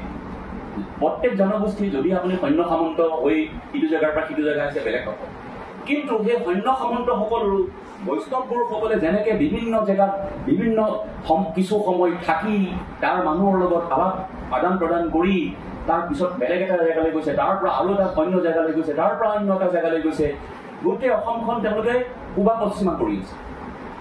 আৰু তাৰ মূল হেৰিটো হ'ল নৌকা যাত্ৰা, ব্ৰহ্মপুত্ৰ। এই বিশাল ব্ৰহ্মপুত্ৰই তেওঁলোকে ক্ৰিছ-ক্ৰছো কৰিব নোৱাৰিলে, উত্তৰ দক্ষিণাও কৰিব নোৱাৰিলে, পূবা পশ্চিমাও কৰিব নোৱাৰিলে। গতিকে ব্ৰহ্মপুত্ৰই অসমত প্ৰব্ৰজনৰ কাৰণে, এটা স্বাভাৱিক প্ৰব্ৰজনৰ কাৰণে একেবাৰে সুবিধা কৰি দিছে, ৰাস্তা এটা দি দিছে, যিটো পথেৰে সম্ভৱ নহয়। অৱশ্যে এটা কথা, আমাৰ এটা পথ নিৰ্মাণো হ'ল। কোনে নিৰ্মাণ কৰিলে? এইটো এটা গুৰুত্বপূৰ্ণ পথ যে আমি জানো, আপোনালোকে জানে গোহাঁই কমল আলি। এই গোহাঁই কমল আলিটো কেতিয়া হেৰি হ'ল? 1547 চনত। গোহাঁই কমল কোন? গোহাঁই কমল হ'ল নৰনাৰায়ণৰ সতীয়া ভাই। তেওঁ ৰাস্তাটো ক'ৰ পৰা বনালে? তেওঁ কোচবিহাৰৰ পৰা ধুবুৰীৰ আগমনি, আৰু আগমনিৰ পৰা একেবাৰে নাৰায়ণপুৰ। কেনেকৈ বনালে? একেবাৰে উত্তৰ পাৰ, একেবাৰে ভূটানৰ পাদদেশৰ পৰা আৰম্ভ কৰি দখলাৰ, মানে আমাৰ যিটো নিশীসকলৰ অৰুণাচলৰ একেবাৰে যিটো আমাৰ কওঁ পাহাৰৰ পাদদেশ পৰা গৈ নাৰায়ণপুৰ পাইছিল। আৰু এইটো বাটেদিয়েই চিলাৰায়ে আহোম ৰাজ্য আক্ৰমণ কৰিছে। আৰু আক্ৰমণ কৰি প্ৰথমবাৰ তেওঁ সফলতা পোৱা নাছিল, দ্বিতীয়বাৰ তেওঁ সফলতা পাইছে। আৰু তাত বহুত কোচ সৈন্য থৈ আহিছে, যিটো কাৰণে এতিয়াও লখিমপুৰ, নাৰায়ণপুৰ সেই অঞ্চলটোত যথেষ্ট সংখ্যক কোচ লোক আছে, এই অৰিজিনেল কোচ লোক। গতিকে তেওঁ গৈ তেনেকে তাত সেই সৈন্য এৰি থৈ আহিলে। আৰু সেই সৈন্য লাহে ধীৰে পিছত সাধাৰণ হেৰিৰ লগত মিলি গ'ল, সেইটো এটা বেলেগ কথা। কিন্তু এটাটো হৈছে ব্ৰহ্মপুত্ৰৰে মানে আমাৰ মহাপুৰুষীয়া গুৰুসকলৰ যিটো হেৰি তেওঁলোকৰ যিটো আগমন নিৰ্গমনৰ যিটো আমি যাতায়াতৰ যিটো প্ৰক্ৰিয়া দেখা পালোঁ উত্তৰ দক্ষিণ পূব পশ্চিম আৰু প্ৰথমবাৰৰ বাবে মোৰ যিটো ধাৰণা মই সেই প্ৰবন্ধটোত সেই কথাটোকেই মানে মই যুক্তি দিছোঁ যে গৃহভূমিৰ যিটো ধাৰণা তেওঁলোক আপোনালোকে জানেনে নাজানে মই নাজানো মাধৱদেৱৰ ককাক কিন্তু আহিছিলে ৰংপুৰৰ পৰা আজি আকৌ বাংলাদেশ কিন্তু বাংলাদেশক আজিৰ প্ৰেক্ষাপটত চালে নহ'ব তেতিয়া ৰংপুৰ কিন্তু বা তাৰ আগৰ ৰংপুৰ কিন্তু কামৰূপ ৰাজ্যৰ ভিতৰত আজিৰ যে চিলেটখন ভাস্কৰ বৰ্মাৰ ৰাজ্যৰ ভিতৰত আছিল য'ত সেইকাৰণে কামৰূপ ৰাজ্যৰ ভিতৰত আছিল গতিকে সেই সময়ত আকৌ অসমখন বেলেগ আছিল সেইকাৰণে মই লেণ্ডস্কেপটো যে বেলেগ সেই কথাটো কৈ আছোঁ তেওঁলোক ৰংপুৰৰ পৰা আহিছিল ইচ্ছা কৰিলে ইয়াততো অলপ অত্যাচাৰো হ'ল ইয়াত তেওঁলোকে অলপ বিপদৰ সন্মুখীন হ'ল কিন্তু ৰংপুৰলৈ ঘূৰি যোৱা নাই আকৌ দেই তেওঁলোক কিন্তু ব্ৰহ্মপুত্ৰৰ বিলিকে আছে জেগা সলনি কৰা নাই পিছত তেওঁ মানে কি কয় মাধৱদেৱ তেওঁতো বন্দুকা বিহাৰ লিখিছে বন্দুকা ক'ত আছে বাংলাদেশত আছে পিছত তেওঁ কিন্তু বন্দুকা বিহাৰলৈ গৈছে কিন্তু তেওঁ গৃহভূমি বুলি কোৱা নাই মোৰ পূৰ্বপুৰুষৰ ঠাই কিন্তু ইয়াত যিমান বিপদ হৈছে তেওঁলোকৰ ওপৰত কিবা আক্ৰমণ হৈছে কোনোবা ৰজাই কিবা শাস্তি দিছে কিন্তু নিজৰ গৃহভূমিলৈকো গুচি যোৱা নাই পূৰ্বপুৰুষৰ জেগা মই দেখা পাইছোঁ যে আৰু অসমৰ বাকী জনজাতি জনগোষ্ঠীবিলাক নিজৰ যুগৰ জেগা পাব হয় কোনোবাই ঠাই সলাই খেতি কৰিছে কিন্তু কিমান ডাঙৰ এৰিয়া এইটো নহয় যে ঠাই সলাই খেতি কৰি পেলাই মই ইয়াৰ পৰা গৈ তেজপুৰ পামগৈ সেইটো নহয় ইমান ডাঙৰ নহয় হয়তো ঠাই সলাই খেতি কৰোঁ কিন্তু ইয়াৰ পৰা মই ৰহা পাম ৰহাৰ পৰা কিনাব ঘূৰি আহিম এই চাইকেল এটা আছে তাতকৈ দূৰলৈ নাযাওঁ চাইকেল এটাৰ ভিতৰত কৰোঁ কিন্তু এই গুৰুসকলে বিভিন্ন জেগাত থাকি অসমৰ বাকী জনগোষ্ঠীবিলাকে কিন্তু সেই বস্তুটো দেখা নাই যে কোচবিহাৰতনো কি আছে পাটবাউসীতনো কি আছে বৰদোৱাতনো কি আছে মাজুলীতনো কি আছে নাৰায়ণপুৰতনো কি আছে কেইজনে দেখিছে এইখন কিন্তু এই বৈষ্ণৱ গুৰুসকলে এই বস্তুটো দেখা পাইছে কিন্তু এইটো সম্ভৱ হৈছে এইটো কাৰণেই যে তেওঁলোকে এই যে মাইগ্ৰেশ্যনৰ তেওঁলোকৰ যিটো ইতিহাস এটা হ'ল ব্ৰহ্মপুত্ৰ মেইনলি ব্ৰহ্মপুত্ৰ আৰু পিছত বঙাই কমলাবাৰী গতিকে আমি সেই তেতিয়াৰ দিনৰ পৰা এই মাইগ্ৰেশ্যনৰ ইতিহাস মই ক'লো নহয় গোটেই চাওকচোন কেনেকৈ উজনি নামনি মধ্য অসম তেওঁলোকে একেবাৰে আৱৰি ল'লে আটাইতকৈ তাত এটা ইম্পৰ্টেণ্ট কথা আৰু এটাতো আছে মাইগ্ৰেশ্যনৰ ইতিহাস বহুত সৈন্য সামন্ত ধৰক আহোম ৰজা আমাৰ কাজলী মুখত ৰাখিলে জাগিত ৰাখিলে ৰহাত ৰাখিলে তেওঁলোক বহুত সৈন্য থাকি গ'ল হাজোৰ ফালে গুচি গ'ল বহুত সৈন্য সামন্ত তেনেকৈ উজনিৰ পৰা ইয়াত সম্পূৰ্ণৰূপে থাকিয়েই তেওঁলোক আৰু ঘূৰি নহ'ল ঠিক আছে তেনেকৈ আহোম ৰজাৰ যিসকল লোক বন্দী কৰিছিলে মানে মোগল সৈন্যৰ লগত অহা বা আগৰ তুৰ্কী আফগানসকলৰ লগত অহা তেওঁলোককো মানে খেদাই দিয়া নাই বা হত্যা কৰা নাছিল বৰ ডাঙৰ পলিচি এটা আছিলে সেই সময়ৰ বৰ প্ৰগ্ৰেছিভ কৈছে নহয় এওঁলোকক আমাৰ বহুত কামত লাগিব আৰু তেওঁলোকক সেইকাৰণে আমাৰ ছোৱালী বিয়া কৰাই দিব লাগে তেওঁলোকৰ ধৰ্ম বেলেগ হ'লেও স্থানীয় ছোৱালী তেতিয়া বিয়া কৰাই দিছিল আৰু এইসকলৰ বেছিভাগৰেই যিটো অৰিজিন সেইটো হ'ল সেই তেনেকুৱা সৈন্য সামন্ত আহিছিল যাক তেওঁলোকে আহোম ৰজাই স্থাপন কৰিছিল আৰু এইসকলেই ধৰক বৰটোপৰ বিদ্যা ডাঙৰ যিবিলাক মঠ মন্দিৰ যিবিলাক বনালে এইবিলাকত যিটো শ্ৰম বা তাৰ নক্সা তৈয়াৰ কৰা এইবিলাকত তেওঁলোকৰ এটা ইটা তৈয়াৰ কৰা এইবিলাকৰ যথেষ্ট তেওঁলোকৰ জ্ঞান আছে গতিকে সেইটোৰ কাৰণে তেওঁলোকক ইয়াত ৰাখি দে ক্ৰাফ্টি আৰ্টিষ্টছ বেছিকলি তেওঁলোকক ইয়াত ৰাখি থৈছে গতিকে এই ধৰণৰ ইতিহাস আমি দেখোঁ এটা মানে প্ৰব্ৰজনৰ ইতিহাস কিন্তু আটাইতকৈ গুৰুত্বপূৰ্ণ কথা মই ভাবোঁ মধ্যযুগৰ পৰা আৰম্ভ কৰি পিছলৈকে হ'ল অসমখনত প্ৰব্ৰজনৰ এটা ডাঙৰ কাৰণ হ'ল ইয়াত হৈ থকা ভূমিকম্প বানপানী গৰাখহনীয়া তেতিয়া ইমান ডাঙৰ সমস্যা নহয় বানপানী হ'লেও মানুহ ইমান কম ভূমি ইমান প্ৰচুৰ যে লেণ্ড এবাণ্ডেণ্ট ইকনমি বুলি কয় ব্ৰিটিছ অহালৈকে অসমখন লেণ্ড এবাণ্ডেণ্ট ইকনমি গতিকে মাটিৰ অসুবিধা নাই আৰু বানপানী সদায় আছিল অসমত কিন্তু আজিৰ নিচিনা ভয়াৱহ ৰূপ নাই আৰু গৰাখহনীয়াৰ সমস্যা নাই এতিয়া আমি ইম্পেৰিয়েল গেজেট যিখন ইণ্ডিয়াৰ যিখন ইম্পেৰিয়েল গেজেট অফ 1908 চনৰ যিখন ইম্পেৰিয়েল গেজেট আছে তাত অসমৰ বিভিন্ন ধৰণৰ ভূমিকম্পৰ কথা কোৱা আছে 16th century পৰা আৰম্ভ কৰি একেবাৰে 18th চেঞ্চুৰীলৈ হোৱা বিভিন্ন ভূমিকম্পৰ কথা কোৱা হৈছে আৰু তাত কোৱা হৈছে কেনেকৈ এতিয়া চিহাবুদ্দিন তালিছেও আনকি লিখিছে। চিহাবুদ্দিন তালিছক আপোনালোকে জানে যে মীৰ জুমলাৰ লগত আহিছিলে 1663 61তে আহিছে আচলতে and he left N account যিটো কয় ফাটিয়া ইব্ৰিয়া বুলি বুৰঞ্জীত এটা একাউণ্ট লিখি থৈ গৈছে। য'ত কিন্তু তেওঁ কি কৈছে যে ভূমিকম্পৰ কথা কৈছে, ভূমিকম্পৰ ফলত কি ধৰণৰ পৰিৱৰ্তন আহিছে, ভয়াৱহ এটা অৱস্থা, গুমগুমনি, পাহাৰৰ ফালৰ পৰা গুমগুমনিৰ শব্দ আহিছে, চব কঁপিব ধৰিছে, এনেকুৱা ধৰণৰ তেওঁ একাউণ্ট আছে। তাৰপিছত আমি জানো আৰু কেইবাটাও একাউণ্ট আছে, মই সেইবিলাকলৈ নাযাওঁ। এনেকুৱা বহুত উদাহৰণ আছে। ইম্পেৰিয়েল গেজেটখনত খুব সুন্দৰ উদাহৰণ দিছে, মই সেইবিলাকলৈ গ'লে বহুত সময় লাগিব। তেনেকৈও বহুত মানুহ আমাৰ ইয়াত মাইগ্ৰেশ্যন আছে, ইটো জেগাৰ পৰা সিটো জেগা যোৱা। তাৰপিছত 18th চেঞ্চুৰীত আমাৰ অসমত এটা ডাঙৰ ঘটনা ঘটিলে। লেট 18th চেঞ্চুৰী 1769 মোৱামৰীয়া বিদ্ৰোহ আৰম্ভ 1769 আৰু প্ৰায় 40 বছৰ ধৰি এই বিদ্ৰোহ চলিলে। 40 বছৰ নহলেও 35 বছৰ মান এই বিদ্ৰোহ চেগা চুৰুকাকে চলি থাকে।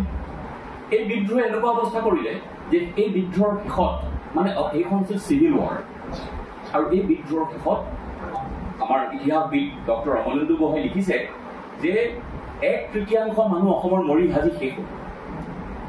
1/3 মানুহ, 1/3 of the total population of the state perished. আৰু বহুত মানুহ দিহিঙে দিপাঙে গুচি যাব ধৰিলে।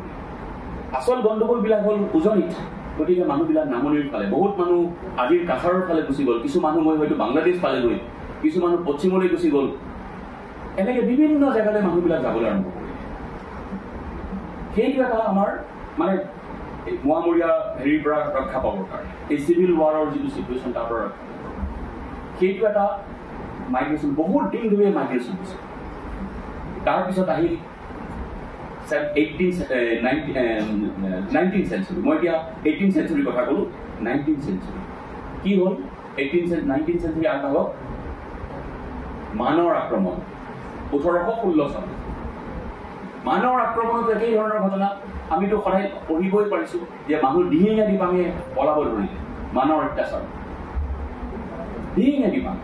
এতিয়া সেইকাৰণে আপোনালোকে প্ৰায়ে দেখা পাব, আমি সেইকাৰণে শুনো যে আজি যদি বিশ্বনাথ চাৰিআলিৰ ফালে যায়, জামুগুৰি, চতিয়া, উত্তৰ পাৰত বিহালী, বিশ্বনাথ চাৰিআলি, জামুগুৰি, চতিয়া, এই অঞ্চলবিলাকত মানুহবিলাকৰ উপাধিবিলাক বৰা, শইকীয়া, হাজৰিকা। আকৌ যদি ইটো পাৰে যায়, বিশাল ব্ৰহ্মপুত্ৰ তাৰ মাজত, ইফালে আছে নগাঁও। নগাঁওতো যিসকল নগাঁৱৰ যিকোনো লোকেই কৈ দিব যে নগাঁওতো বৰা, শইকীয়া, হাজৰিকা ভৰি আছে, নহয়নে বাৰু? বৰা, শইকীয়া, হাজৰিকা এই মানুহখিনি গৈ মাইগ্ৰেট কৰিছে তালৈ। তেওঁ ইয়াৰ ৰজাও বুলিও ক'ব পাৰে, তেওঁ কলিতা ৰজা বুলিও ক'ব পাৰে, মই নাজানো। আৰিমত্তৰ দেউতাক আছিলে প্ৰতাপ সিং, তেওঁ আছিলে কিন্তু ৰজা বিশ্বনাথ চাৰিআলি, সেই অঞ্চলৰ ৰজা। মই ক'লো নহয় এই অঞ্চলটো হিষ্টৰিকেলি খুব গুৰুত্বপূৰ্ণ জেগা। আৰু এই ধৰণৰ আদান প্ৰদান, জনজাতীয় জনগোষ্ঠীয় মানে যিটো আদান প্ৰদান মিশ্ৰণ, তাৰ এটা অদ্ভুত উদাহৰণ দিম। একেবাৰে উচ্চ বৰ্ণৰ পৰা আৰম্ভ কৰি একেবাৰে জনজাতীয় লোকৰ লগত আদান প্ৰদানৰ এটা। আৰু আপোনালোকে মন কৰিব, তেজপুৰখন যেতিয়া কামৰূপ ৰাজ্য ভাঙি গ'ল, বৰ্মন ডাইনেষ্টি, তাৰপিছত আপোনালোকে জানে কি নতুন ডাইনেষ্টি আহিলে? বৰ্মন ডাইনেষ্টি যেতিয়া ভাঙি গ'ল, তাৰপিছত নতুন ডাইনেষ্টি আহিলে নহয়। ভৌম ডাইনেষ্টিৰ পিছত কি আহিলে? শালস্তম্ভ। বুৰঞ্জীৰ লোকসকলে জানিব, মই বুৰঞ্জীৰ মানুহ নহয়, তথাপিতো কেতিয়াবা অলপ ইফাল সিফাল হৈ যাব পাৰে। তো শালস্তম্ভৰ বংশৰ ৰজাৰ নামটো আপোনালোকে জানে, হৰজাৰ বৰ্মন। হৰজাৰ বৰ্মনৰ দিনতে এই হজৰা পুখুৰী, তেতিয়াই সেই বামুণী পাহাৰ, তেজপুৰৰ সেই বিখ্যাত, আজি 1500-1600 বছৰ হৈ গ'ল, তেতিয়াৰ দিনতে বনোৱা ইমান প্ৰকাণ্ড শিলৰ মন্দিৰ, আচৰিত কথা। তাতে ওলাইছে 10 পৰ্বতীয়াৰ দুৱাৰ, ড'ৰ ফ্ৰেম, তাতে আছে গড়দৌলৰ মন্দিৰ, ইটাৰ মন্দিৰ, ইটা, ষ্ট'ন নহয়, 10 পৰ্বতীয়া ষ্ট'ন, বামুণী পাহাৰৰ ষ্ট'ন। কিন্তু এইবিলাক সাংঘাতিক টেকনলজিকেল এডভান্সমেণ্টৰ উদাহৰণ।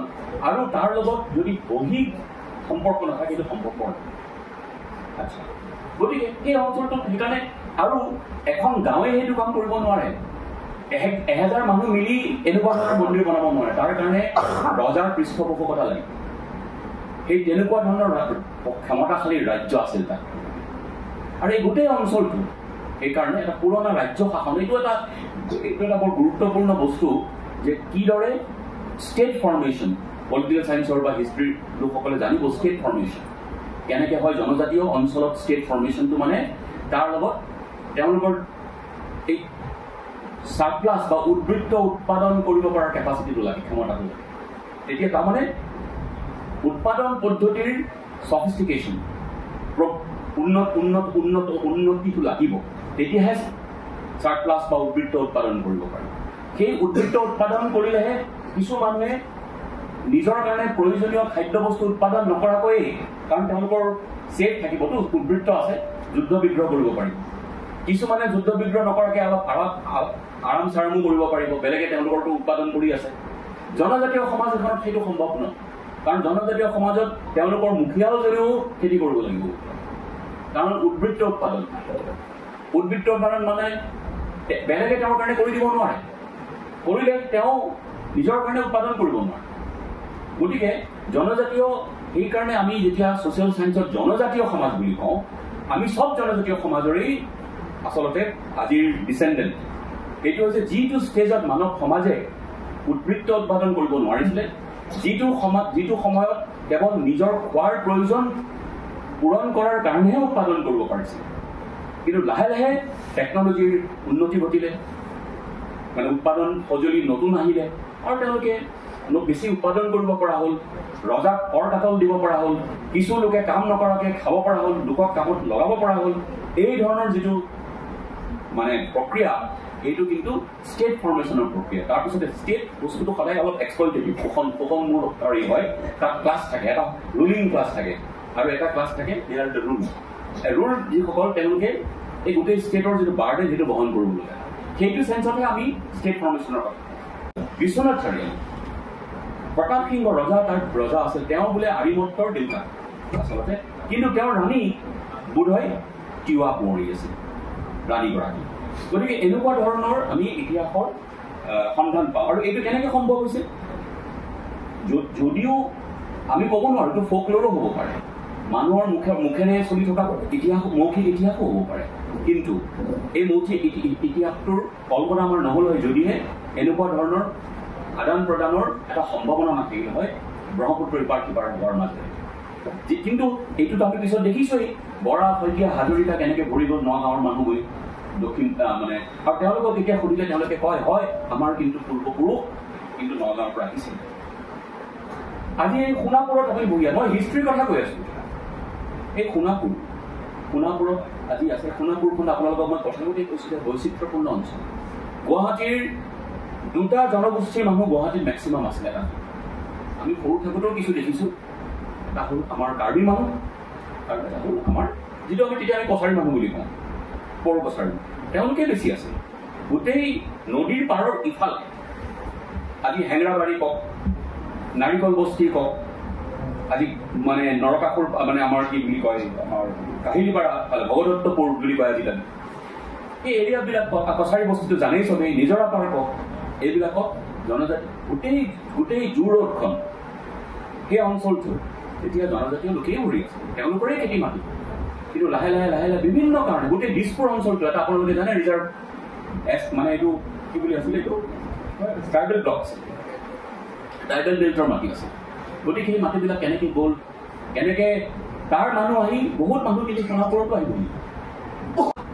আজি কিছুদিনৰ আগতে মই গৈছিলোঁ হেৰিতে আমাৰ চন্দ্ৰপুৰৰ ৰাস্তাত এডোখৰ জেগাত য'তে আমুলৰ ফেক্টৰীটো আছে নামিলোঁ মোৰ যিটো অভ্যাস মই অলপ কথা পাতোঁ মানুহৰ লগত গতিকে মানুহ চানুহ গোটালোঁ তেওঁলোকো আহিলে বোলো কৈছোঁ গাঁওখন কিমান পুৰণা মই সদায় এই কথাটো গাঁওখন কিমান বোলে গাঁওখন ছাৰ এইখন আমাৰ 50 বছৰমান হৈছে 50 বছৰ হৈছে ক'ৰ পৰা আহিলে আপোনালোক আমি ছাৰ মানে এই পলাশ বাৰী ভূমি সেইখনৰ পৰা আহিছোঁ বেছিভাগ মানুহ আমাৰ পলাশ বাৰী ভূমি 1950 মানে ভূমিকম্পৰ পিছত হোৱা ব্ৰহ্মপুত্ৰৰ যিটো পৰিৱৰ্তন তাৰ ফলত হোৱা মাইগ্ৰেশ্যন অসমৰ প্ৰত্যেক জেগাতে যাওক সেই মাইগ্ৰেশ্যনৰ ইতিহাস আপোনালোকে দেখা পাব এইটো 1950 আৰ্থকুৱেকৰ 1897 ভয়াৱহতা দেখিলে এইটো ছয়শ আঘাতৰ ভয়াৱহতা চাওক এনেকুৱা হৈ গৈছে।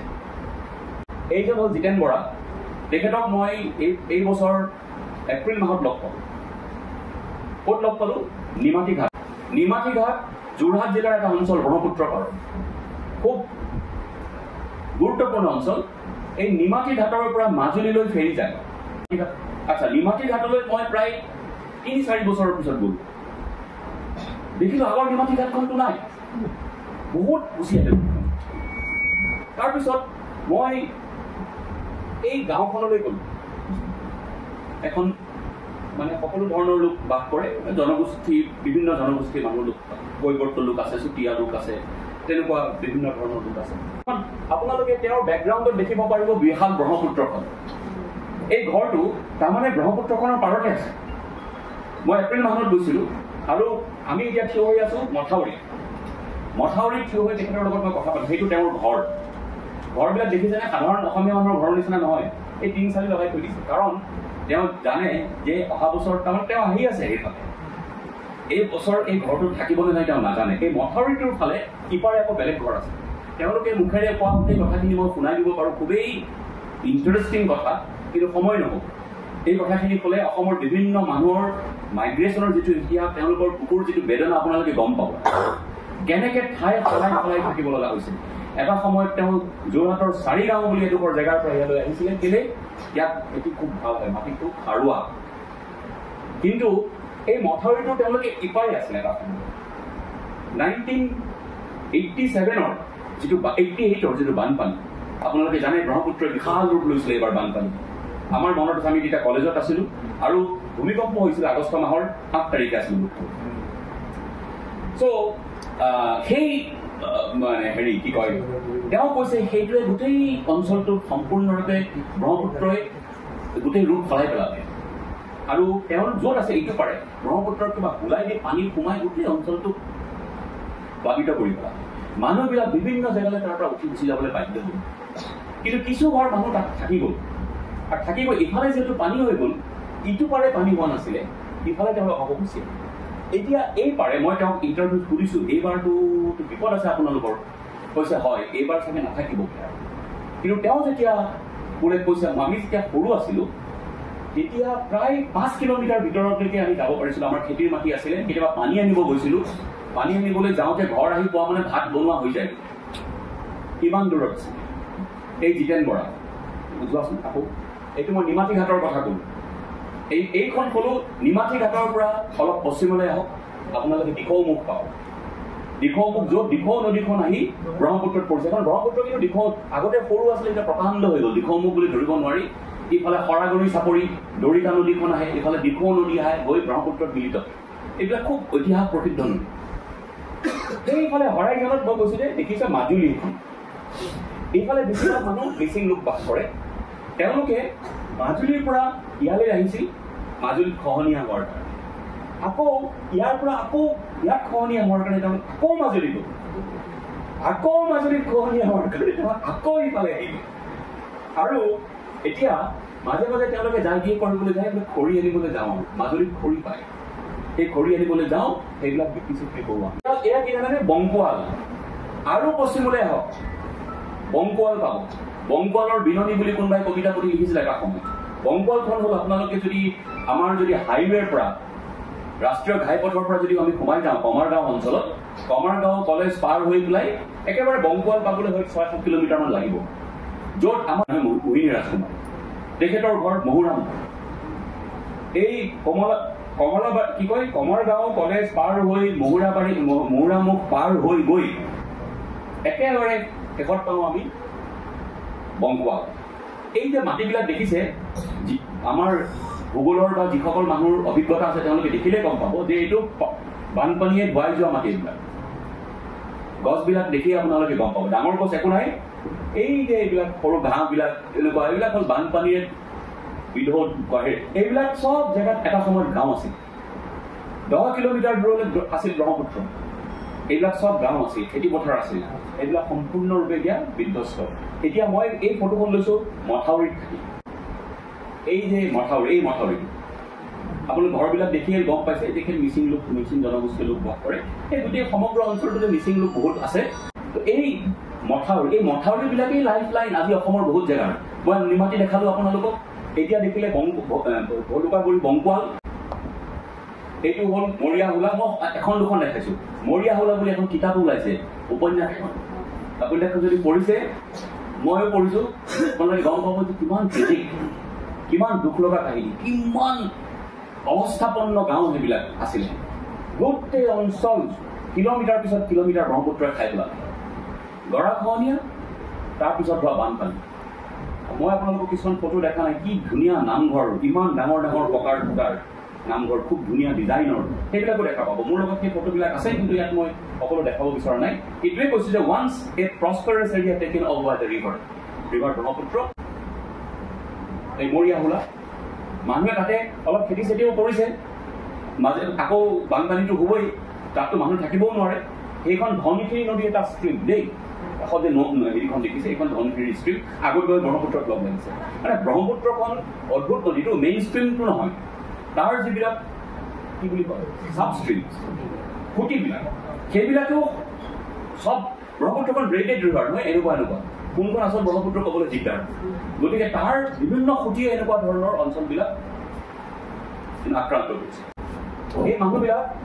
এই মানুহবিলাক বিভিন্ন জেগালৈ উঠি গৈছে, দূৰ দূৰণিলৈ, বহুত জেগা, বহুত মানুহ ক'ত বহিছে, কাজিৰঙাৰ দুৰ্গাবাৰী অঞ্চলত গৈ বহিছে। কিছুমান গুচি গৈছে, আপোনালোকে নাম জানে নহয়, দয়াং টেঙানীলৈ গুচি গৈছে। কিছুমান মানুহ গুচি গৈছে আমাৰ নুমলীগড়লৈ। এনেকে বিভিন্ন অঞ্চললৈ মানুহ উঠি গৈছে। আনকি মই শুনি বিচুৰ্তি খাইছো যে কিছু মানুহ গৈ আনকি জাগুল পৰ্যন্ত পাইছে। এতিয়া একেবাৰে আহি পালো তোমালোকতকে বেছি নহয়, এইটো লাহৰীঘাট। মই লাহৰীঘাটত সূৰ্যাস্ত বুলি এখন ফটো এখন দিব লৈছিলো, এদিন পোৱাৰ পিছত সেইখিনি বৰ বেছি মিনিংফুল হৈ যাব পাৰে, এখন দিলো। এই লাহৰীঘাটৰ কাঠনি বুলি কয় জেগাটো। আমি যদি মৰিগাঁৱৰ পৰা চিধা গুচি যাওঁ, তেতিয়াতো তাৰ যিসকল লোক তেওঁলোকে মোতকে বেছি ভালকে জানিব, কাঠনি বুলি কয়। আৰু তাত দেখি চাই কি ধৰে, মানে ইয়াতে যথেষ্ট গছ চছ থকা জেগা এডোখৰ আছিলে, হাবি বননি আছিলে মুঠতে। হেৰি দীপাংকৰ অলপমান চেঞ্জ কৰি দিয়া। মথাউৰি, আকৌ মথাউৰি আহিল। এই মথাউৰিতে মানুহ থাকে চব জেগাতে, আপুনি তোমালোকে চোৱা, মথাউৰিয়ে লাইফ লাইন হৈছে এতিয়া মানুহৰ। আৰু এইফালে যে দেখাইছো, আৰু ফটো আছে নেকি চোৱাচোন। মই ল'ৰা এজনৰ ফটো ৰাখিব, চৰি নালাগিব, হ'ব, মই পিছত আহিম এইটো। তো তাত মই এজন ল'ৰা লগ পাইছিলোঁ এই অঞ্চলৰ, সি ইছলাম, নামটো মই পাহৰিছোঁ। তেওঁ যেতিয়া মোক কৈছে যে ছাৰ, আজি 4 বছৰ আগলৈকে ইয়াতে ধানে ভৰপূৰ গাঁও আছিল, আমি ইয়াত ভাওনা চাব যাওঁ। এই অলপ দূৰ, 4 কিলোমিটাৰমান, 4-5 কিলোমিটাৰ ভিতৰত হ'ব। এই কৈছে 4 বছৰ আগলৈকে ইয়াত এই গাঁও আছিল, আমি তাত য'ত আমি ভাওনা চাবলৈ যাওঁ। কিন্তু বানপানীয়ে খহনীয়াই চব চেষ্টা কৰিলে।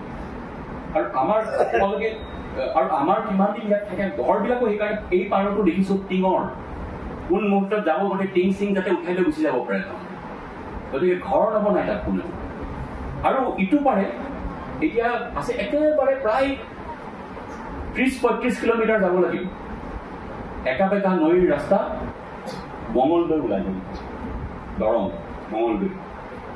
আৰু বাহিৰত গোটেইখন মানে কৈছো নহয়, নদীৰ যিটো, তাত নদীও নাই আচলতে, গোটেইখন মানে কি বুলি কয়, ব্ৰহ্মপুত্ৰৰ মেইন খুঁটিটো তাৰ পৰা নাই বুলি ক'লেও 15 কিলোমিটাৰ দূৰ, তাৰ পৰা আনাদাৰ 10 কিলোমিটাৰ, তাৰপিছত আৰু অলপ গৈহে আমি দৰং পাম। কিন্তু এই ল'ৰাজনে যিটো কথা ক'লে যে আমাৰ কৈছে মানুহবিলাক ক'ত গ'ল, মোক কৈছে আমাৰ মানুহবিলাক, তাৰমানে আমাৰ মুছলিম মানুহখিনি আৰু বুলি কৈছে, আৰু যে তেওঁলোক মানে যাৰ য'ত সুবিধা আৰু তেওঁলোক কৈছে হুজাই লংকাৰ ফালে গুচি গ'ল। আৰু আপোনালোকৰ মানুহবিলাক বুলি কৈছে আৰু ক'ত আনক'ত, যে তেওঁলোক মানে ইয়াৰে মৰিগাঁৱৰ ওচৰৰে কি কয়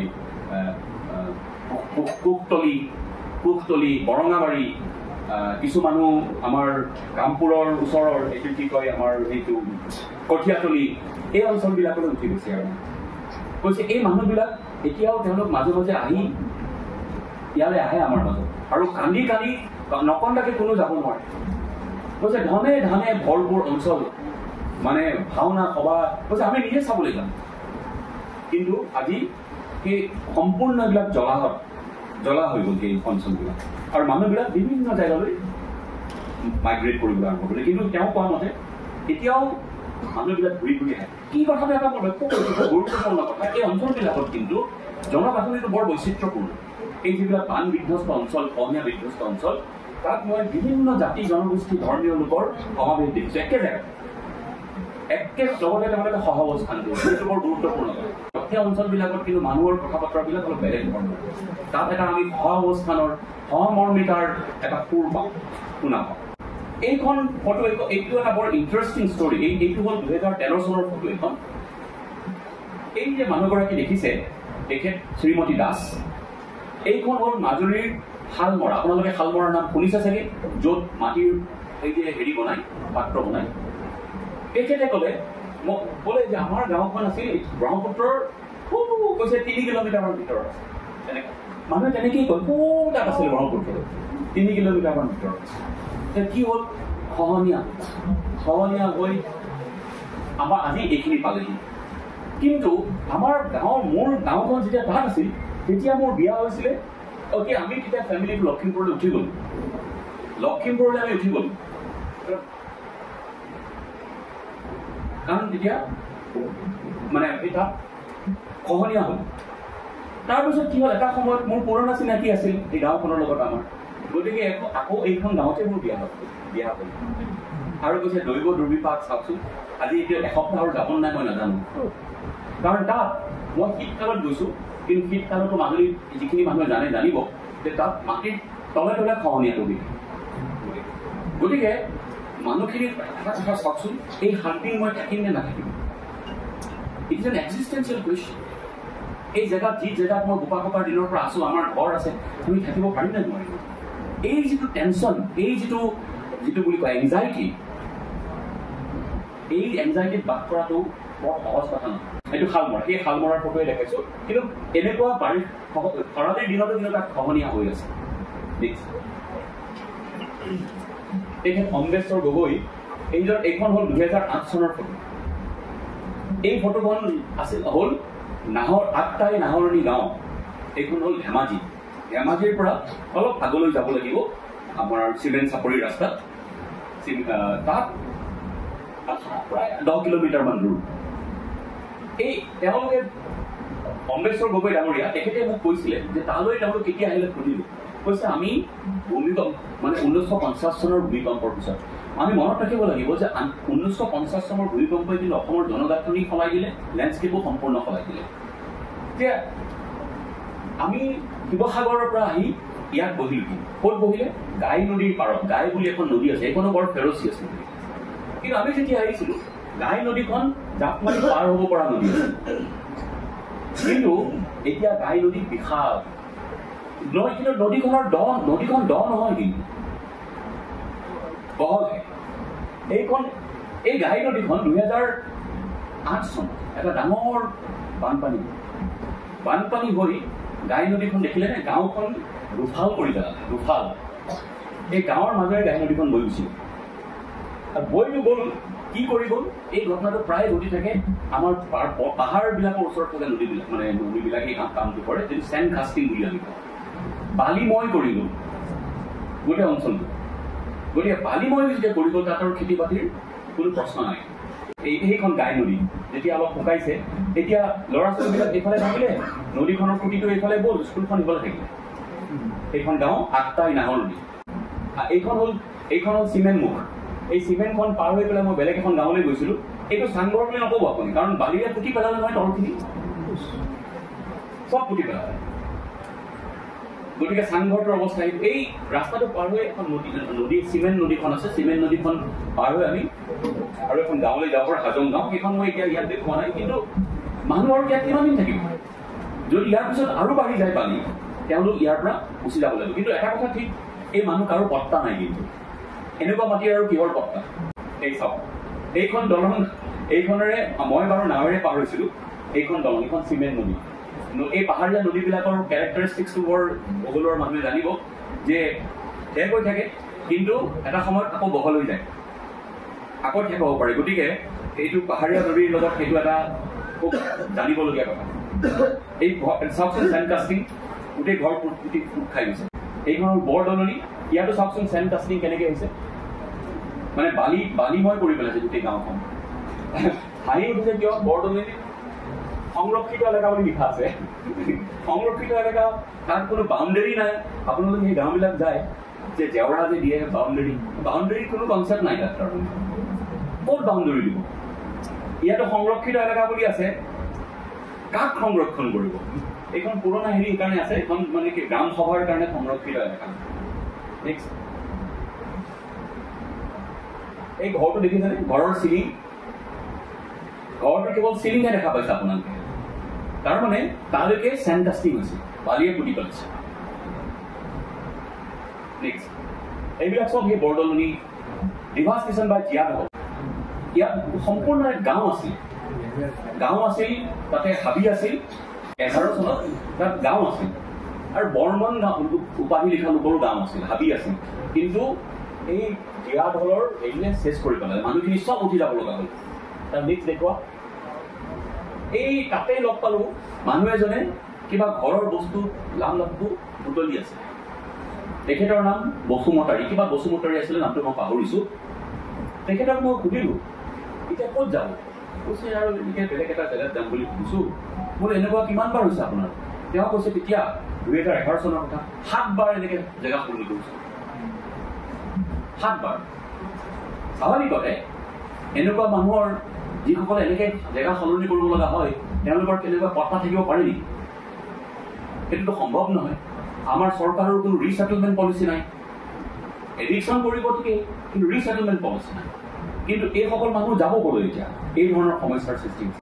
আচ্ছা, ইণ্টাৰেষ্টিং যে এই যে শিৱসাগৰৰ পৰা বা আনডিভাইডেড শিৱসাগৰৰ পৰা ধেমাজি লখিমপুৰৰ মানুহবিলাক গৈ পেলাই বহিছে।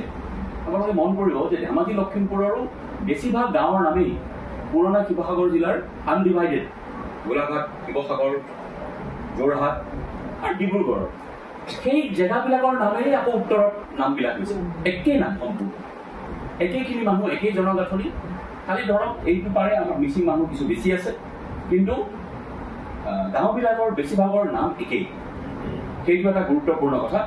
আৰু তাতকৈ ডাঙৰ কথা হ'ল যিবিলাক জেগাত গৈ তেওঁলোক বহিল, আপোনালোকে জানে আমাৰ নদীবিলাক হ'ল যিটো কয় মেণ্ডাৰিং, এই ঘূৰি ফুৰে এনেকৈ তেনেকৈ নহয়, আৰু চঞ্চল বুলি কয়। আমাৰ মাটিটোতো আমাৰ জিঅ'মৰ্ফলজিকেল যিটো এইটো যিটো ভৌগোলিক গাঁথনিটো তেনেকুৱা, ভূতাত্ত্বিক গাঁথনিটো তেনেকুৱা, মাটিবিলাক কোমল, গতিকে আমাৰ পটককৈ মেচিয়ৰ্ড নহয় তাৰমানে। সেইকাৰণে আমাৰ যিবিলাক নদীৰ যিবিলাক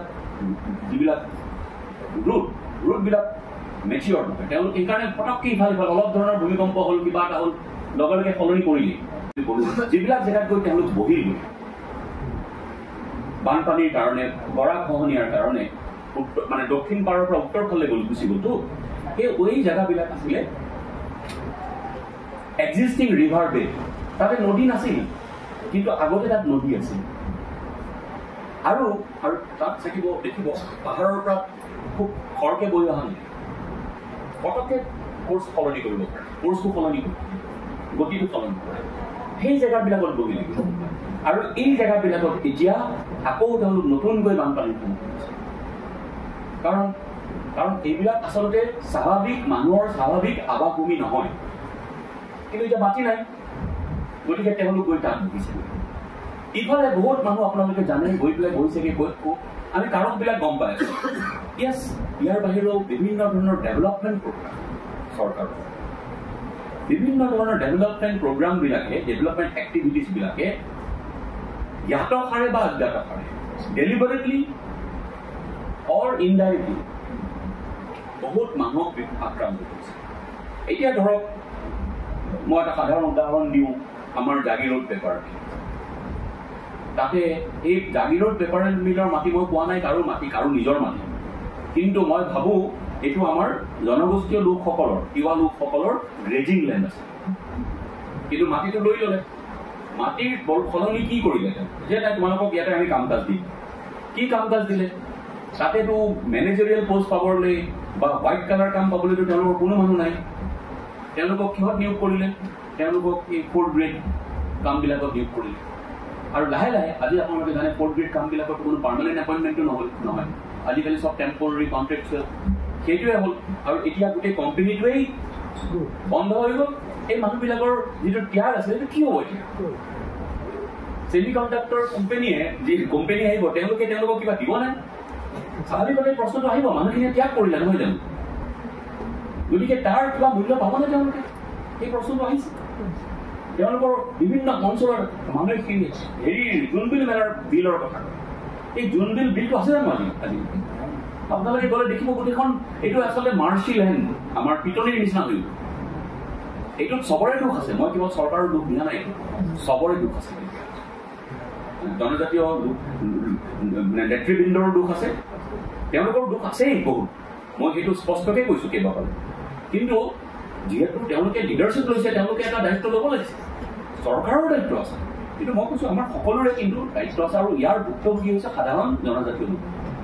তেওঁলোক খেতি বাতি কৰিবলৈ তেওঁলোকৰ আৰু কোনো ধৰণৰ উপায় নাইকিয়া আছে মানুহ ক'ত যাব এতিয়া আৰু বহুতে মাটি বিক্ৰী কৰি কৰি বাচি আছে এটা সময়ত আৰু বিক্ৰী কৰিবলৈ মাটি নাথাকে আৰু মাটি বিক্ৰী কৰাৰ যিটো প্ৰচেছ যদিও ট্ৰাইবেল বেল্ট এণ্ড ব্লকত মাটি বিক্ৰী কৰিব নোৱাৰে কিন্তু ইয়াত বিভিন্ন ধৰণৰ উপায় আছে মাটি হস্তান্তৰ কৰা আছে বিভিন্ন ধৰণৰ উপায় আছে আৰু সেই সম্পৰ্কে মই স্পষ্টকৈ লিখিছোঁ গতিকে এই ধৰণৰ ঘটনাবিলাক ঘটি আছে বিভিন্ন জেগাত আজি ধৰক আজি বগীবিল ব্ৰিজ হ'ল বগীবিল ব্ৰিজ ভাল হৈছে উত্তৰ আৰু দক্ষিণ পাৰত আমি সংযোগ কৰিলোঁ খুব দৰকাৰী কথা উত্তৰ এতিয়া গাড়ী লৈ পটককৈ অহা যোৱা কৰিব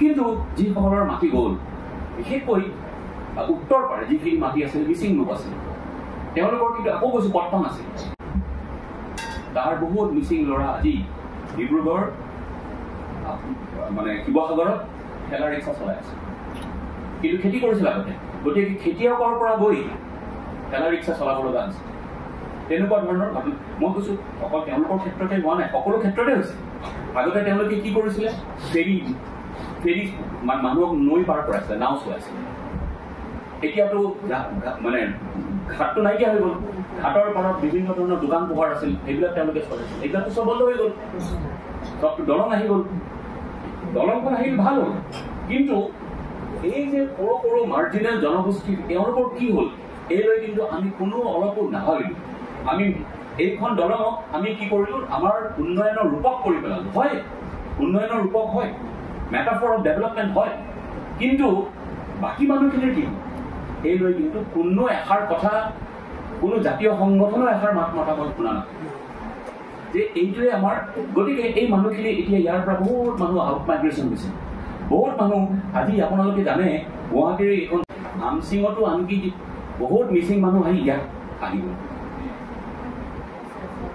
কনচিকুৱেঞ্চৰ সোণাপুৰতো আহিছে আহিছেনে ক'ৰ পৰা মানুহ ক'লে আহিছে চাওক আচ্ছা কিন্তু কি ঘটনাটো হৈছে কি তেওঁলোক যেতিয়া ইয়ালৈ এনেকৈ আহি গৈছে তেওঁলোক তাৰমানে কি হৈছে নিজৰ যিটো নেচাৰেল লেণ্ডস্কেপ প্ৰত্যেক মানুহৰ এটা নেচাৰেল হেবিটেট থাকে প্ৰাকৃতিক হেবিটেট যে মই মাছ পুঠি ধৰি খেতি কৰোঁ মই মিচিং লোকসকলক সাংঘাতিক এডাপ্টিভ দেই খুব এডাপ্ট কৰিব পাৰোঁ যে বা মই মানে নাও চলাওঁ নাৱেৰে মানুহ পাৰ কৰোঁ নদীৰ কাষত থাকোঁ এই যিটো মোৰ যিটো সাংস্কৃতিক যিটো পৃষ্ঠভূমি তাৰ পৰা অলপ সম্পূৰ্ণ বিচ্ছিন্ন হৈ গ'ল কোনোবা পলিটিকেল লিডাৰে ৰাজনৈতিক নেতা হয়তো আনি দিছে এই মাতি দিছোঁ কিন্তু ক'ত দিছে ইয়াত তেওঁলোকে কিদৰে খাপ খুৱাব নিজৰ সভ্যতা সংস্কৃতি তেওঁলোকে বজাই ৰাখিব পাৰিব জানো আৰু এটা হৈছে কি এটাটো সেইটো হৈছে দ্বিতীয়তে তাত থকা ইতিমধ্যে থকা মানুহখিনিৰ লগত এটা নতুন সংঘাতৰ সৃষ্টি হৈছে এই যে পৰিণতিবিলাক এইটো হৈছে আমাৰ সাম্প্ৰতিক কালৰ আৰু এটা ডাঙৰ ঘটনা হৈছে এতিয়াতো ক্লাইমেট চেঞ্জেও বহুত মানুহক বিভিন্ন জেগাত ভ্ৰমণ কৰি অসমৰ এই কথাটো গম পাইছোঁ ক্লাইমেট চেঞ্জ বা বতৰ পৰিৱৰ্তনে মানুহক কিদৰে আক্ৰান্ত কৰিছে খেতি বাতি কিদৰে মানে ক্ষতিগ্ৰস্ত হৈছে আচলতে বহুত মানুহেতো খেতি কৰাটো বাদেই দিছে বহুত মানুহ ওলাই আহিছে বহুত মানুহ বাহিৰলৈ গুচি গৈছে কিন্তু যিসকলে কৰি আছে তেওঁলোকো বিভিন্ন ধৰণেৰে আক্ৰান্ত হৈছে এনেকুৱা এটা পৰিস্থিতিত এই মানুহবিলাকৰ মাইগ্ৰেশ্যন যে হ'ব কিছুদিনৰ পিছত সেইটো নিৰ্ধাৰণ যদিও অসমত মাটি পাবলৈ এতিয়া টান কিন্তু য'ত যাব তাতেই সংঘাত হ'ব এতিয়া নিৰ্ঘোষ্ঠীয় সংঘাত হ'ব পাৰে ক'ৰবাত চৰকাৰে এভিকশ্যন কৰিব পাৰে ক'ৰবাত এভিকশ্যন কৰি এই যিটো আমিতো এইটো তাৰ এভিকশ্যনটো এতিয়া ৰেগুলাৰ ঘটনা ঘটি আছে ৰেগুলাৰ ঘটনা ঘটি আছে। গতিকে ইয়াৰ কিন্তু আমাৰ আজিলৈকে কোনো ধৰণৰ ৰিছেটেলমেণ্ট পলিচি নাই। এই মানুহখিনিয়ে কিবা মাটি অধিকাৰ কৰিম বুলি যোৱা নাই, নিজৰ জেগাৰ পৰা বিস্থাপিত হৈ যাব লগা হৈছে। এই ঘটনাটো কিন্তু অসমৰ কোনো এটা জনগোষ্ঠীৰ ক্ষেত্ৰত নহয়, সকলো ক্ষেত্ৰতে ঘটিছে। গতিকে ইয়াৰ পৰা উপায় কি? আৰু এটা ডাঙৰ ঘটনা ঘটিছে, মই সভ্যতা সংস্কৃতিৰ কথা ক'লো, ভাষা হেৰাই গৈছে মানুহৰ। যেতিয়া এটা সম্পূৰ্ণ নতুন ছেটিঙত মানুহ গৈ পেলাই বসবাস কৰিব লগা হৈছে, মানুহৰ পুৰণা যিটো ভাষা, সেই ভাষা তেওঁলোকৰ পৰা হেৰাই গৈছে, কাৰণ বেলেগ মানুহৰ ভাষা তেওঁলোকে ক'বলগীয়া হৈছে। গতিকে এই ধৰণৰ পৰিৱৰ্তনবিলাক আজি আমাৰ সন্মুখত আমি দেখা পাইছো। আৰু এই পৰিৱৰ্তনবিলাক হয়তো আৰু পৰিৱৰ্তন হয়, এই যিটো প্ৰক্ৰিয়া চলি আছে, এই প্ৰক্ৰিয়াটো যদি আমি ইয়াক কেনেকৈ বাধা দিব লাগে সেই সম্পৰ্কে চেষ্টা নকৰোঁ, এই প্ৰক্ৰিয়াটো এটা ভীষণ ৰূপ ল'ব পাৰে। এটা কথা মই ক'ব পাৰোঁ যে যিসকল মানে উদ্যোগী বা ইণ্ডাষ্ট্ৰিয়েলিষ্ট বা পুঁজিবাদী লোক, তেওঁলোকে কিন্তু এইটোলৈ চিন্তা নকৰে। কিয় চিন্তা নকৰে? মানুহ যিমানেই ডিছপ্লেচ হয়, তেওঁলোকৰ সিমানেই লাভ। আমাৰ মানুহে আজিকালি বহুত আন্দোলন কৰি থাকে যে লোকেল ল'ৰা নলয়, বাহিৰৰ ল'ৰা লয়। আৰে বাহিৰতো বাহিৰৰ ল'ৰাই লয়, আমাৰ ল'ৰা লয়। আৰু ইয়াতো আমি বাহিৰৰ ল'ৰা ল'ব বিচাৰে আমাৰ যিসকল ব্যৱসায়ী লোক। এইটোৱেই হ'ল ব্যৱসায়ীসকলৰ এটা পলিচি, নীতি। পৃথিৱীৰ চব জেগাতে মাইগ্ৰেণ্টক তেওঁলোকে এপইণ্টমেণ্ট দিব বিচাৰে, কাৰণ এইটো লাভজনক হয়। মাইগ্ৰেণ্টসকলৰ বিশেষ দৰ দাম কৰাৰ অধিকাৰ নাথাকে। ক'ৰবাৰ পৰা তেওঁলোক আহে, ইয়াত তেওঁলোকক ছাপৰ্ট দিয়া কোনো মানুহ নাই, সমৰ্থন কৰা মানুহ নাই। তেওঁলোকক যিটো বিচাৰোঁ সেইটোৱে, তেওঁলোকক যিটো দিয়া যায় সেইটোৱে ল'বলৈ তেওঁলোক বাধ্য হয়। তেওঁলোকক নিয়ন্ত্ৰণ কৰিবলৈ সুবিধা হয়, দুটা পইচা বেছিকৈ দিয়াৰ নামত। আৰু কিছুমান কাম এনেকুৱা আছে যিটো কাম তেওঁলোকে ইয়াত কৰিবলৈ লাজ পায়, কিন্তু বেংগলোৰত গৈ কৰিব একেই কাম। কিন্তু ইয়াত যিটো তেওঁৰ অলপমান বুকু হেৰি কৰি থাকিব পাৰিলে হয়, বেংগলোৰত যিটো ক'ব নোৱাৰি, তাত সাধাৰণ মানুহৰ দম দি থাকে, যিটো হয়তো তেওঁ ইয়াত আকৌ উল্টা কৰিলে হয়। তাত গৈ কিন্তু as a labour, migrant labour, তেওঁৰ গোটেই ব্যক্তিত্বটোৰ যিটো হেৰিটোৱে বেলেগ হৈ, ৰূপটোৱে বেলেগ হৈ। গতিকে এনেকুৱা ধৰণৰ পৰিৱৰ্তনবিলাক আমাৰ সন্মুখলৈ আহি আছে। আৰু মই এইটো আকৌ কৈছোঁ যে এইটো মানে কোনোবা পুঁজিপতি বাহিৰৰ পৰা আহি পেলাই আমাৰ এই সমস্যাটো সমাধান কৰি নিদিয়ে।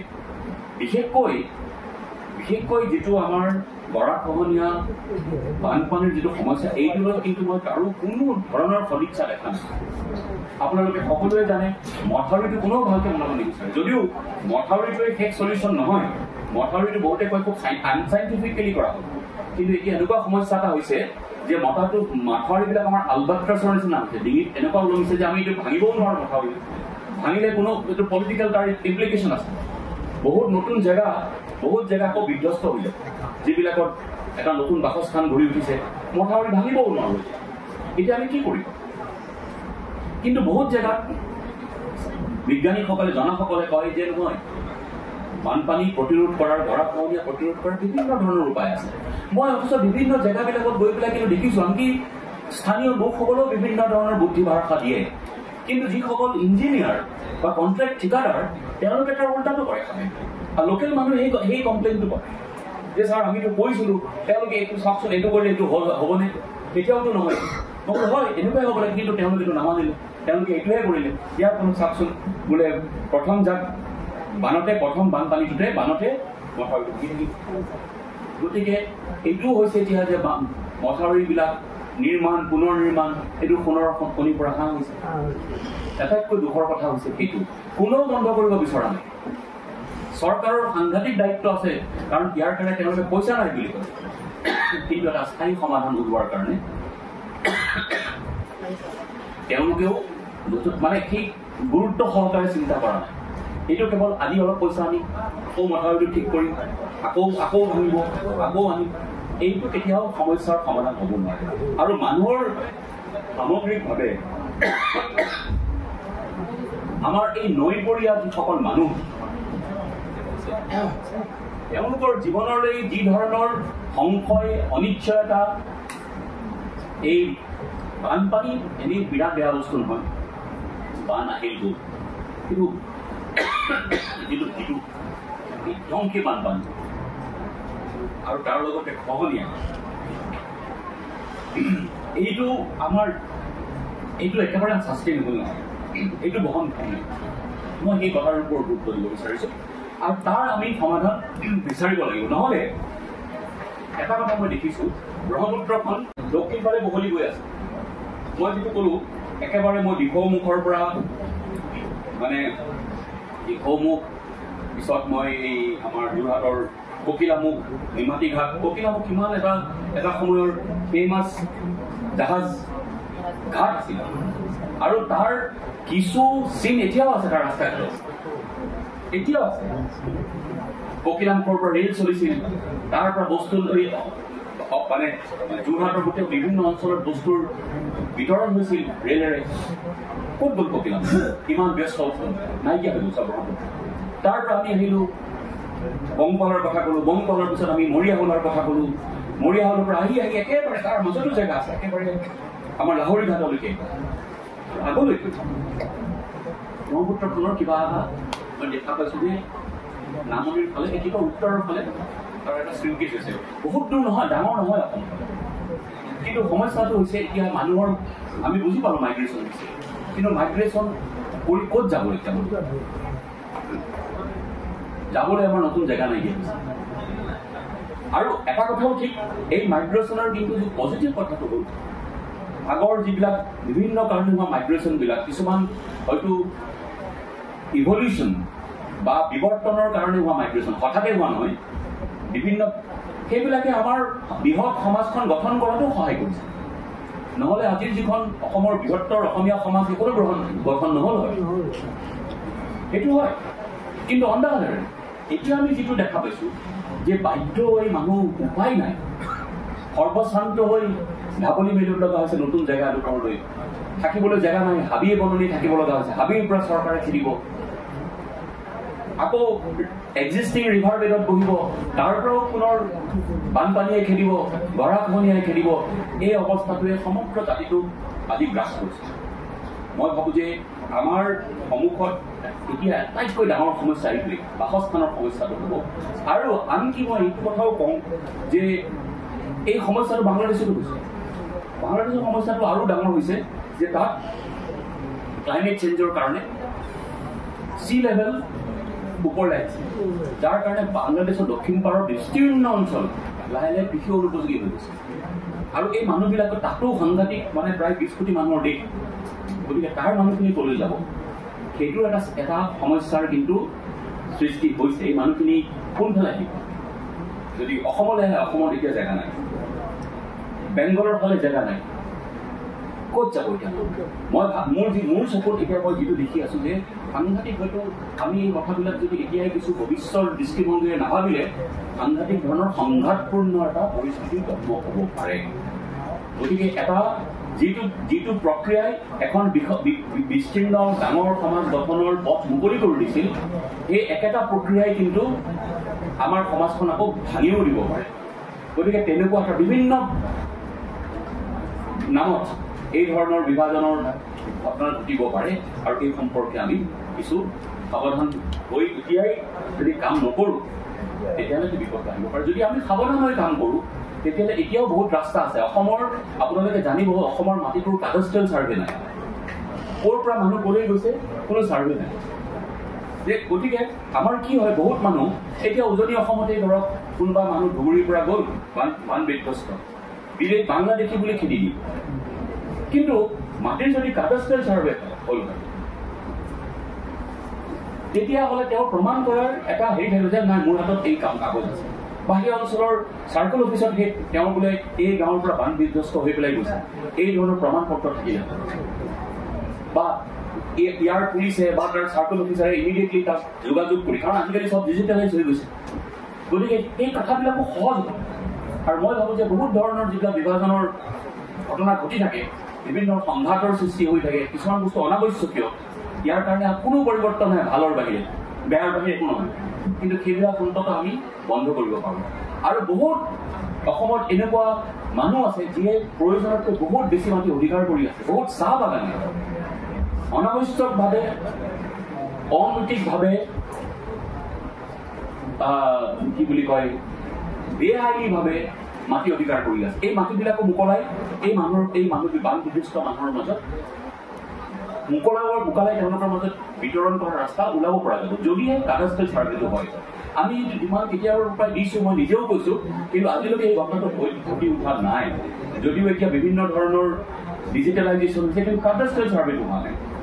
এইটো হ'লে আমি গম পাম কাৰ হাতত কিমান মাটি আছে, অসমত কি ধৰণৰ মাটি আছে, কাৰ হাতত উদ্বৃত্ত দৰকাৰতকৈ বহুত বেছি মাটি আছে, কাৰ হাতত একো মাটি নাই।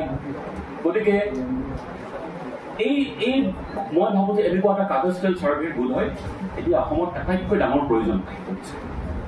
গতিকে এইখিনিকে কথা কৈ মই গোটেইখিনি বিষয় সামৰিব বিচাৰিছিলোঁ।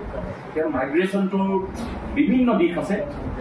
এটাটো তাৰ অৰিজিন, মধ্যযুগত তাৰ লোক, বিভিন্ন কাৰণ, ভূমিকম্প, মানৰ আক্ৰমণ, মোৱামৰীয়া বিদ্ৰোহৰ পৰা আৰম্ভ কৰি পিছলৈ মানে আমাৰ ব্ৰিটিছৰ দিনত কেনেকৈ টেক্সৰ পৰা হাত সাৰিবৰ কাৰণে মানুহে মাইগ্ৰেট কৰিছিলে, যিসকলে শ্বিফটিং কাটি গৈছে বা ঝুম খেতি কৰিছিলে তেওঁলোকে কেনেকৈ মাইগ্ৰেট কৰিছিলে, 1897 আৰ্থকুৱেকৰ পিছত কি হ'ল, 1950 পিছত কি হ'ল, মানুহ গৈ ক'ত বহিলে গৈ, সেই জেগাবিলাকত এতিয়া কি সমস্যাৰ সৃষ্টি হৈছে আৰু এইবিলাকৰ পৰা আমি সমাধানৰ উপায় কেনেকৈ ওলাব পাৰোঁ, এইখিনি সম্পৰ্কে আপোনালোকক মই একদম এখন বহল কেনভাছ লৈছোঁ আৰু একদম থুৰতে প্ৰত্যেকটোত মই মাতে এটা পইণ্টহে গৈছোঁ যে আপোনালোকক এটা আভাস দিবৰ চেষ্টা কৰিছোঁ। যদি আপোনালোকে বস্তুখিনি হৃদয়ংগম কৰিব পাৰিছে তেতিয়াহ'লে মোৰ বক্তৃতাটো সাৰ্থক হ'ব। অলপো যদি নতুন এটা কল্পনাৰ কিবা দিব পাৰিছোঁ বা এখন ছবি যদি দাঙি ধৰিব পাৰিছোঁ, বিশেষকৈ ছাত্ৰ ছাত্ৰীসকলে যদি নতুনকৈ ভাবিবলৈ কিবা তথ্য বা সমল পায় তেতিয়াহ'লে আৰু ভাবে, তেতিয়াহ'লে মই ভাবোঁ যে মোৰ এইখিনি শ্ৰম সাৰ্থক হ'ব। আৰু পুনৰবাৰ মই Dhanjit navy foundation, doctor Dhanjit navy foundation আৰু সোণাপুৰ মহাবিদ্যালয়ক মোক এনেদৰে মাতি আনি দুআষাৰ ক'বলৈ সুযোগ দিয়াৰ বাবে আৰু সমগ্ৰ ৰাইজক আদি শ্ৰোতামণ্ডলীক ধৈৰ্য সহকাৰে মোৰ বক্তৃতা শুনি থকাৰ কাৰণেও তেওঁলোকক মোৰ ধন্যবাদ জনাইছোঁ।